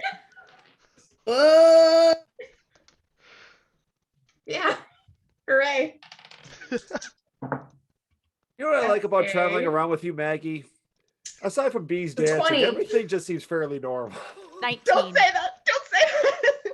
I got a 19. A 19 20. and a 20. You know, I guess I should probably roll. Probably. I What don't- direction do we need to go? Going to get out of the river To yeet. to eat. You can go either south or north. Which way is back towards the East. so we have to go back up, Well, west side is the canyon. right? East side is back where you came from. Because you went along the river. Right? But if you want to get away from the river, you have to go north or south. I kind of see. I think. We would go in the direction that's towards the dude's house. Yeah. Oh, okay. That's Towards very fair. Whatever That's very that fair. direction is, Yeah, that's the north. direction. Yeah, it's north. North. Cool, cool, All cool. right. Well, they rolled poorly. So, River, you had a 19, you said? Yeah, I'm like Okay. right after Karis. Karis, what do you do? As Um, this form is steadily moving closer towards you. As you slowly... So make whatever your the way. hell that thing is, I withdraw from my little component pouch a very small straight piece of iron and I cast hold person at it. I don't know if it's a person, if it's a humanoid. I think it's not going to work, but that would be her reaction, is like, stop thing. Okay. Your magic goes through and nothing happens. God damn it. Damn it. I always forget that thing. Why is it so specific? Why can't we just hold everything? Why is that not a spell? A 14-foot thing is not a humanoid. They can be humanoids. They're called giants. You said long, not tall. Again, humanoids span a very vast array of people, and it is not my fault that I haven't currently stretched the spell the way that I wanted to. Yeah, that's a weird way to say you're wrong. Shut up. No. Anyway, I think it's my turn. Figure out what you're doing. Stop complaining about me. You do something about it. I look at the thing. I don't want to roll. I'm just getting enough of a glance to like, this thing is big. I cast Expeditious Retreat and move 90 feet to the north. All Bye. right. And with feather... Do you have feather fall on? Yeah, you can. It's multiple people you can cast. Yeah, it's a it on. 60-foot range. Like It's everybody six for zero a or something. round until you hit the ground. So your rate of descent slows to 60 feet per round until the spell ends. Yeah, are we not on the ground? No. You are above the water. So left the ledge, going down. I love Exactly, that we're you're just drifting. slowly descending over the river, having Yeah. this argument about Oh, humanoid okay, shapes yeah, and yeah. sizes. Well, can I get on? Can I try and grab onto a ledge and get on the Of ledge course. instead? Yeah, I'll get on Of the course. ledge instead. All right, roll athletics or acrobatics, your choice. It doesn't matter. It's the same. That is a 13. 13. All right. You kind of grab onto the sandstone ledge itself, delaying your descent. However, there doesn't seem to be a lot of purchase on where you're How reaching. high up above am I? 15 feet. Yeah, I'm just gonna try and stay on the ledge. Okay. If I can. Yep. I will say that you have slowed your descent and are no longer descending. Okay, with the so I'm just duration of the hanging spell. there. Yeah. Which brings it to this creature. The creature begins to rise and surface. Its maw more akin to a mix of a whale and a crocodile. Its body sleek with a main fin like you would find with a whale, but two kind of legs in the front like a crocodile. Its teeth are immense. They are over a foot long each, serrated and sharpened like a shark's. And it is going to attempt to prepare an action. So it is going to prepare an action for when one of you comes within reach. Cool. As it kind of sinks down into the water, ready to come. Question. Yes. How wide is it to get away from the creature onto the bank, the north bank? How far is that? I would say like 50 feet.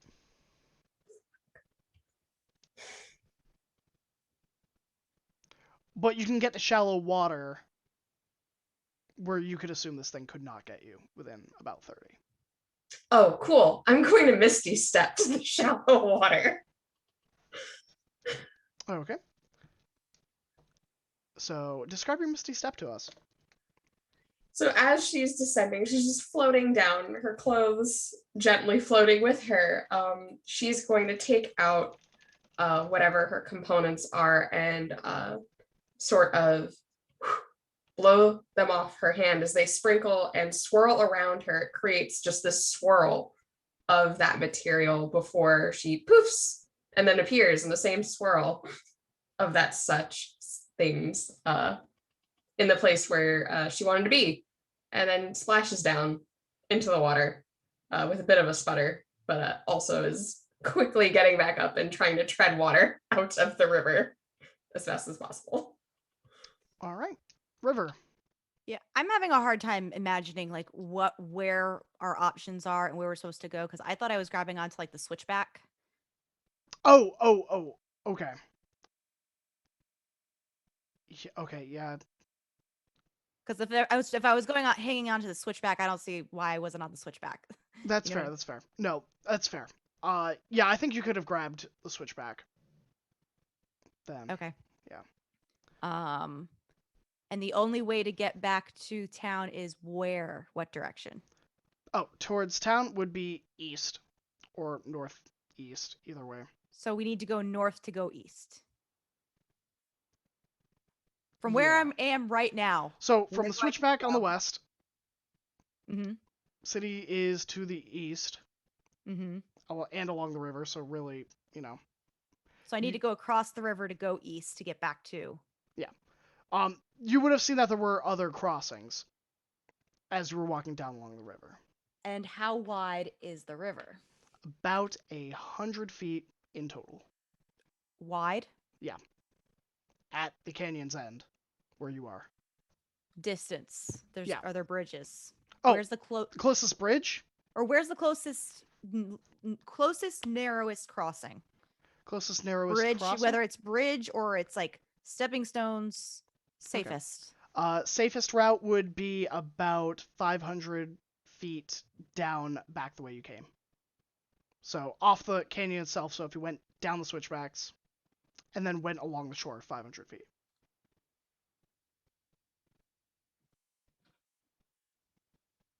Can I get past it on the switchbacks? Absolutely. Okay, so what I think I'm going to do is I'm going to head off in go as far as I can on the switchbacks Okay. towards the direction of the narrowest crossing. You said I was about 15 feet up above the switchbacks on Yeah. the switchback. Go as far as I can, and I will use my 90 feet of movement from Expeditious Retreat Okay. to jump off and continue off in that direction. Okay. Yeah, I think you can do that without any trouble. So Do you as want me to like roll? Because I am jumping 15 feet. Do you want me to roll for damage or? I don't acrobatics or think something? so. I mean, you're also jumping into kind of water. Partial water, like a couple. Yeah, partial water. I'm not going to make you roll for that. I think you're fairly well equipped to Okay, land without breaking a leg. I'm going. Yeah. So you land with a splash and you are out. Booking. This creature kind of just submerges back into the water and swims back upriver. Okay, fair. I'm not worried about Karis. She has a broom. Yeah. I am honestly surprised you just didn't take the broom. But yeah, so the rest of the day, so you still have to make it back to the tavern, the two of you. Let's go rejoin the bee crew. I do have a question. Yeah. If I go back to the tavern, is the stuff there? Yes, Okay. you will find one suit of Leonin armor bearing Ninos' crest. And weapon. So okay. Yeah, like they have, I think, one of those halberds that Okay. you had seen. So similar to mine. Yeah. Fizzle, why didn't you come get me, you sleepy dog? It's fine. It's fine. You don't even sleep. And if you wanted, I think because you did task Fizzle, I think Fizzle would probably meet you halfway as Okay, you're that's coming fair. back towards the tavern. Good boy. Good boy. Can Okay, so Fizzle that- locate you? That's a good question. Oh, I probably would have told him just to go off in that direction. Okay. I don't know. I He has was a like, better do they have a perception. location spell? No, he has a better perception than me though. That's fair. That's oh, He does. sweet boy. Oh, this means that they brought the Leonin armor and stuff for me. Perfect. Awesome. So Maggie, Beldis. Really quick before we actually take off from Okay. the thing, I want to use one of my auto crits Okay. to make sure that I agree that all of the bees look like they're from the same area and there's not like strange variation in size or shape or color or anything like that. Sure. Gosh, how much? You know what? I think that the bees here have a different pattern than what you are used to. On their legs are a diagonal yellow line that kind of goes along the three sides of their legs because they have 6 legs. And I think on their antenna there is just a odd tinge of orange and yellow that form like a little tuft. Okay. And they're all like that. Yeah. They are Okay. all like that. This is a variation in bees that you have not seen before, at least in your bees. Very interesting. All right. Following the bee. Do you want a ride? I don't know how long we're going to be walking. No, it's fine. I can go wherever. I got wings. I was talking to Beldis, but you can have a ride to. I will follow you. That's good. I mean, I would. Yes, no, but Beldis, do you want a ride?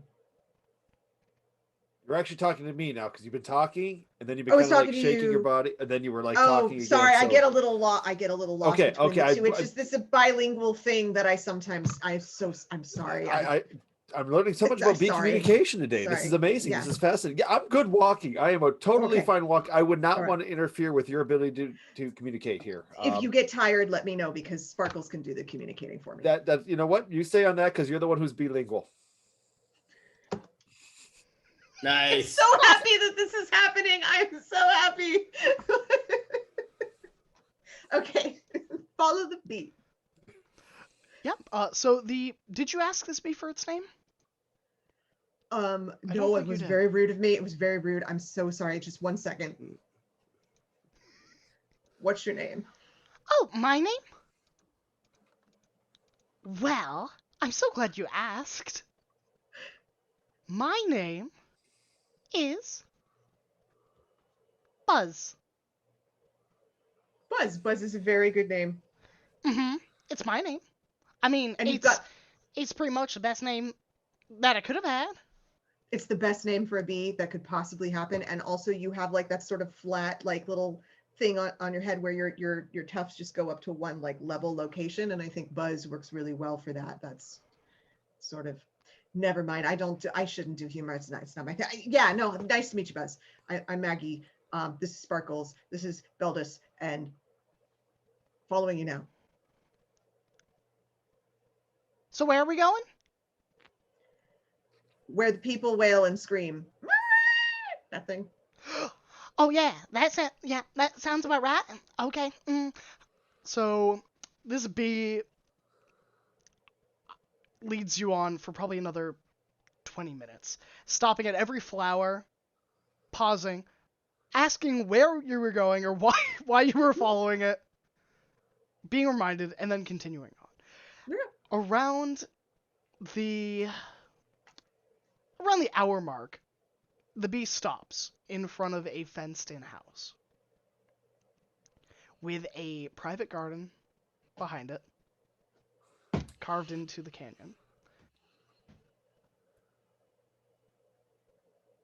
So, first of all, I'll say, like, I probably wouldn't recast the Speak with Animals until this point, because it lasts 10 minutes, but I can speak to it, and I figured out that I needed to just keep reminding it every time it looked at me. But I'm going to recast it now. Thank you. Thank you very much for your help. I really appreciate it.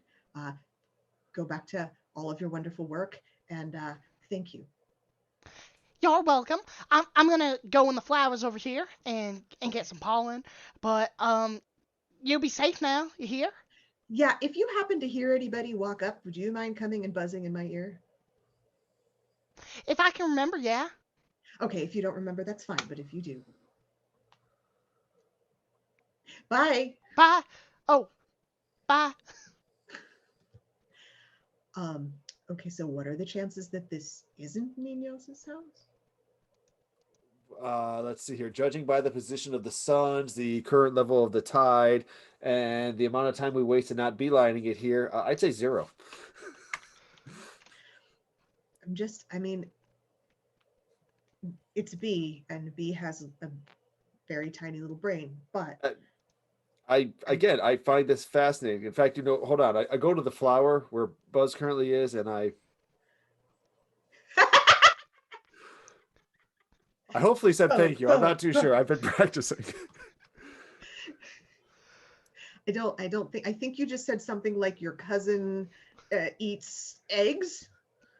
That doesn't even make sense for a bee, so I don't. I'm an outlander. They'll just roll with it. No problem. They'll just think that it's some kind of like outland courtesy. Absolutely, absolutely. Yeah, no, absolutely. Well, we could sneak in now, or we could go get everyone else and say we have even more reason to believe that this person has had interaction with Knowles. I think we have plenty of confirmation. Well, I guess based off B logic. Don't knock it. Don't knock it. I'm Very not- simple, I'm- but straightforward. You know what? I mean, we're here. It led us here. This is fantastic. Interesting. How's the view? Pretty nice. Yeah. The river is a little ways off. You have those little communal lodgings that seem to be scattered about this side of the city in the Temple of Kavath. It's a little bit sparse in comparison. Okay. Thoughts for later. So, well, maybe we should go meet up with the rest of the with the B teams and see how this. You know what? Since we're here, are there any of those flowers around? Is it supposed to be like a red flower? Yep, on the ledge.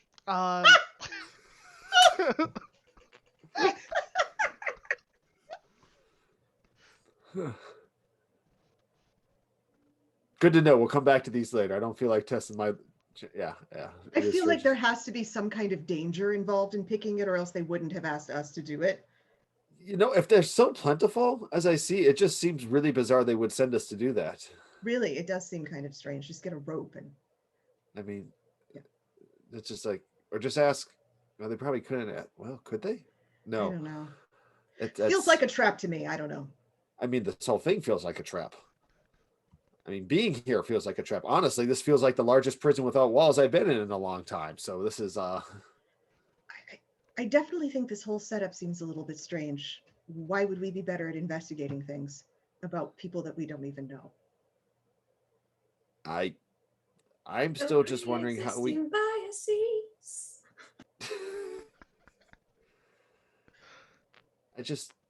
Whatever. I just want to get out of this place. I just want to go north, and whatever. It's cool. It's a nice view, though. I mean, this is kind of picturesque. I bet when the suns are setting, it's probably beautiful. Yeah, that'd be nice. It'd be a bad place. Is it your people you're going north to, though? Home. Going home. Nothing's as beautiful as that. Some things are, but everything has its own different beauty. For example, I watched somebody dance to Beast today, and my lord, that was one of the more amazing and wonderful and intoxicating things I've ever seen in a while. I mean, I would hardly call that beautiful. That would, yeah, I mean, that's just this is not beautiful. That's just how you talk. The communication was it's Okay. just interesting. It's fascinating. Yeah. Great. Okay, so back to the group. Absolutely. You sure you don't want to ride? Kind of nice out now. I did you want to give me a ride or something? I'll start to almost like kneel down, and then my fur will turn tan, and I am a camel kneeling on the ground looking at Beldis waiting. Of course. I will climb on to Maggie Camel and not dig my heels in like they're spurs. That would be rude at this moment here. There's that instinct like yeah, what? Nope, okay. Uh, giddy up. I'm on. She starts to move forward, and like camels don't really prance, but like if a camel could just like lift its legs high in a proud sort of trot, that's what she's doing. There's clearly like joy in providing this service to her friend. I'm on a camel, yo.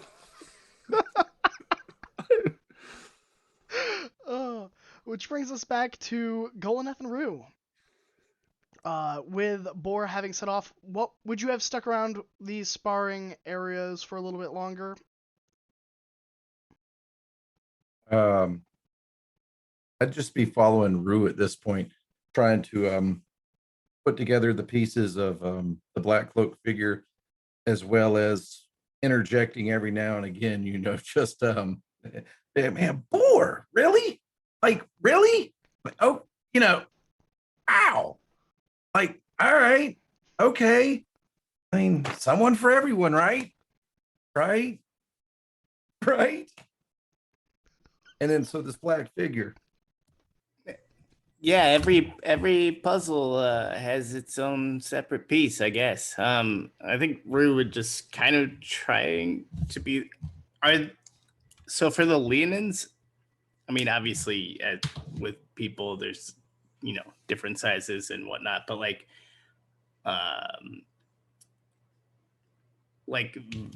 what's her Vaprin? Not Vaprin. Vashra. Vashra. Vadra. Vadra. Like, would they be noticeably different size than Ninos?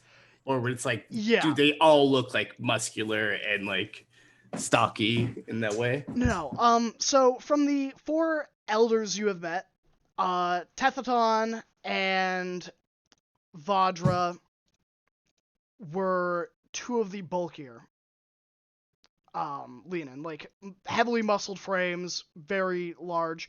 Both had weapons that were, one I think had a great sword, one had a hammer, and one had a spear. As well as Rial and Sunfur, the last elder you spoke with before you left yesterday.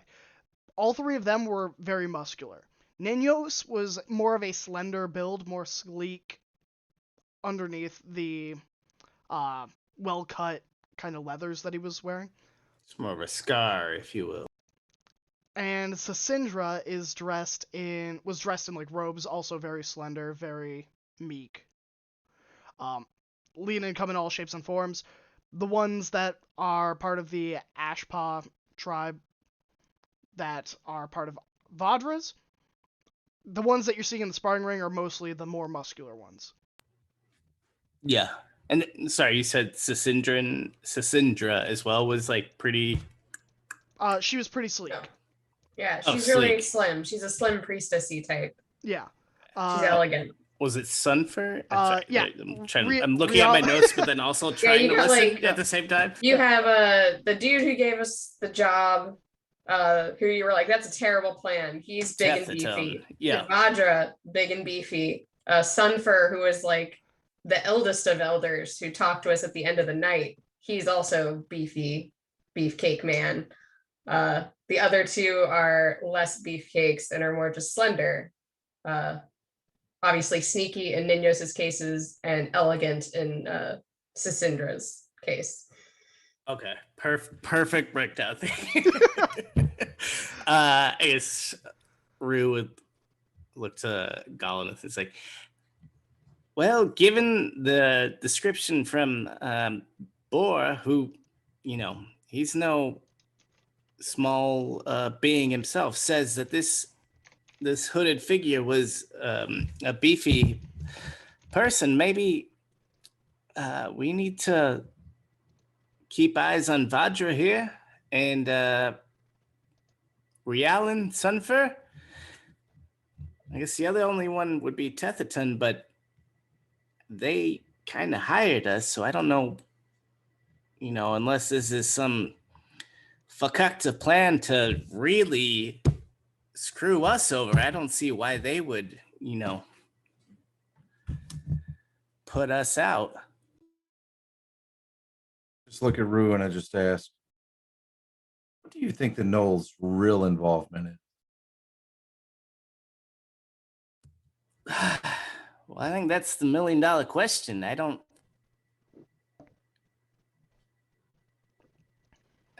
guess to stop everyone from working together, because there was that whole thing before, the different tribes, but I don't ultimately maybe taking over this clan here.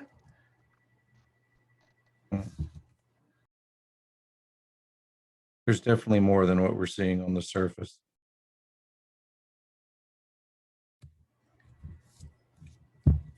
I think we should go ahead. Well, I was gonna ask if you. We have to talk to the group, but do you want to go?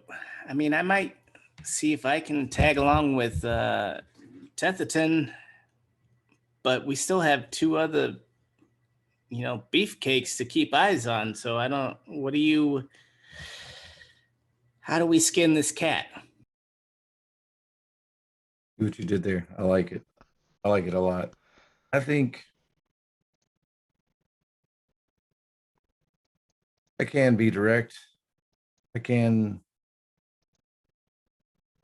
get all confrontational at times, but I usually find it's best to just kind of sit back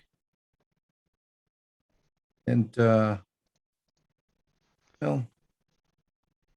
people think that there's absolutely no suspicion, lower their guards, do what they do, kind of waiting in the wings.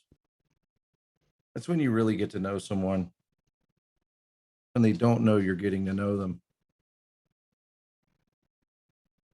I think that's how we should approach this.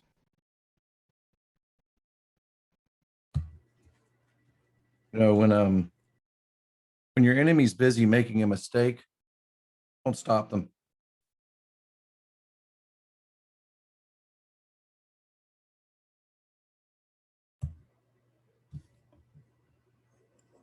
Yeah, I agree. But which enemy do you think you want to sit back and watch make a mistake?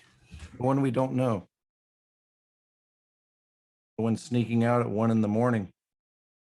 while their boy Boar's off pressing lilies. That's what's really got my attention at the moment. Because it's much the same. What are they keeping secret?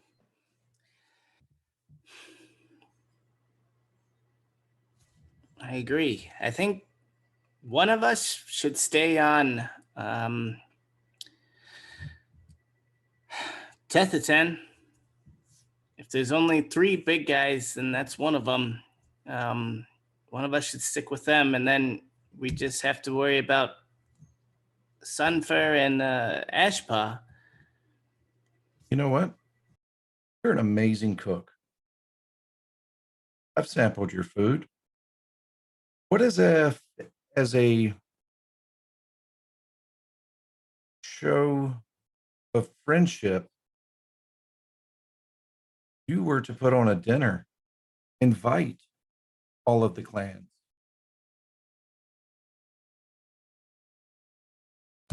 I could be your, I'm pretty good with knives. I could help. I would help. We could do this. You want to be my sous chef? Absolutely. Yeah, let's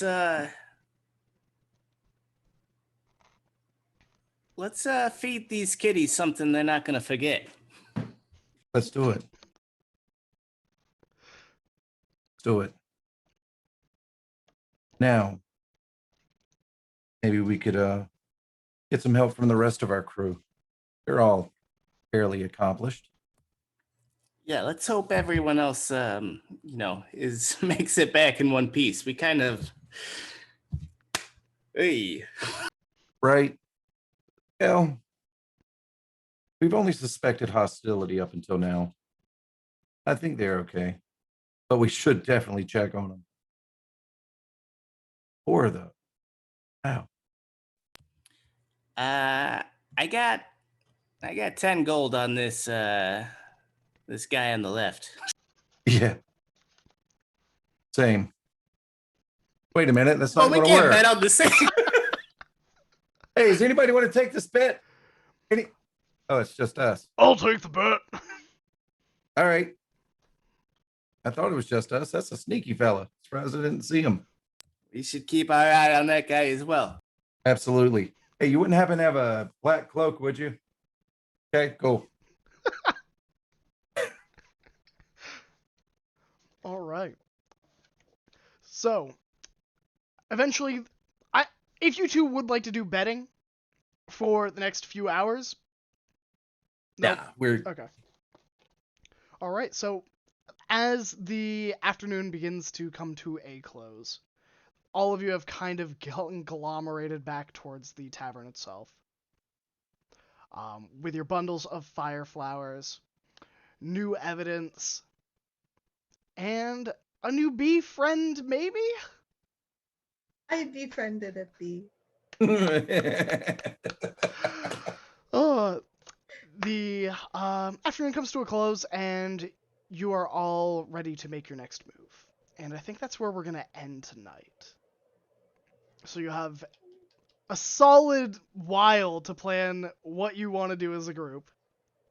But who would like to give their sign-offs first? I'll go last. I'll do it. Hi, I'm Mare. You can find me on Twitter at Archmage of Dice. I do a bunch of streaming and stuff. You can find me whenever we meet next here on Graham's channel at 7:30 Eastern Standard Time. On Saturdays at 1 p.m. Eastern Standard Time, on my channel, I run a game of Invisible Sun. And then on Saturdays at 6 p.m. Eastern Standard Time on Eva Sari's channel, I play a centaur rogue on a ship in a seafaring campaign. On Sunday, I stream on my own channel, and on Sundays at 8:30 p.m. Eastern Standard Time, I run the game Veil of Shadows, where my players are trying to shut a rift from the Shadowfell to the material plane, and it's going to be sad. It's great. My favorite part was seeing everyone's face when I suggested we kidnap someone. Hey everybody, it's me, Kari. You can find me here every Friday at 8 for Goldshine Investigations, or you can find me here again on Tuesdays for this lovely stream at 7:30. Won't be here for a while, so the next 3 weeks, don't come looking for me. I will not be here, but after that, I'll be here again. Same for all of these lovely people. You cannot find me elsewhere at current. Graham has a monopoly, but perhaps that will change, perhaps not. Until then, my favorite part, it's so hard. It's so hard to think of a favorite part, but I liked the reveal of the crocodile monster because I had a feeling of what it was going to be, and that was exactly what I thought it was going to be.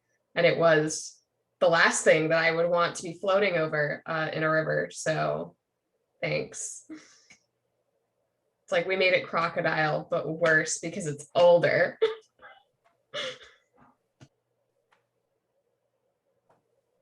Okay, I guess I'll go. I'm confounded. I currently can't be found anywhere because my computer that I do all the stuff and things from is out of commission. But otherwise you can find me here every other Tuesday, except like Cars was saying, except for like the next 3 Tuesdays. And that's just about it. Oh, my favorite part. Oh man. It had to be the bee dancing. That bee dancing was bedazzling. It was beautiful.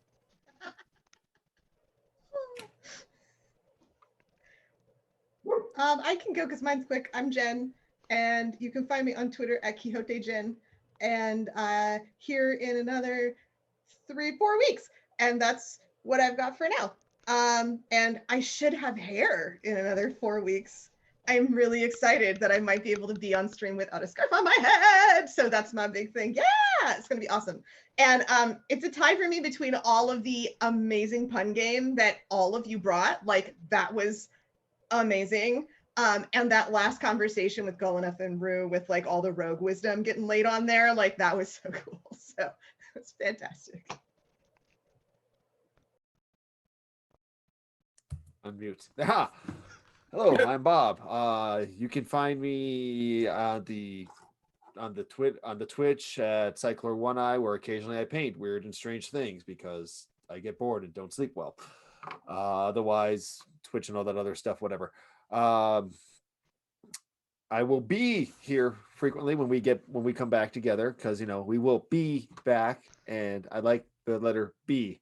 My favorite part of the night was actually making your boss feel awkward. The conversation, yes, that was beautiful. That was wonderful, and I think everybody should try to find a way to make their boss feel slightly awkward at work tomorrow. My boss would no. Oh, He has goodness. zero sense of humor. He doesn't like collecting lilies in the moonlight. No. Oh, he's missing out. My name is Graham. Welcome to my channel, or Graham Crackers. Rue. Oh, shoot! Oh, me? Sorry. My name's Adam, Adabas Slavis. Thursday, I'll be on Gilding Light at 4 Pacific with the inspectors, and then we'll be back here in a couple weeks. Favorite part that we all can't agree on one plan, and then it's fine because we just split and roll with it. It's great. Oh, goodness. My name is Graham. I have the lovely, lovely, lovely fortune of DMing for all of these wonderful people who I love dearly. But you can find me here every Tuesday, every Friday, where I DM Shards of Anarion and Anarion's Rest. So you will find me every Tuesday for the next forever. Or on Fridays where I play Geharis. You can also find me on every other Saturday where I play Mavrin Minados on Polished Cryptids channel.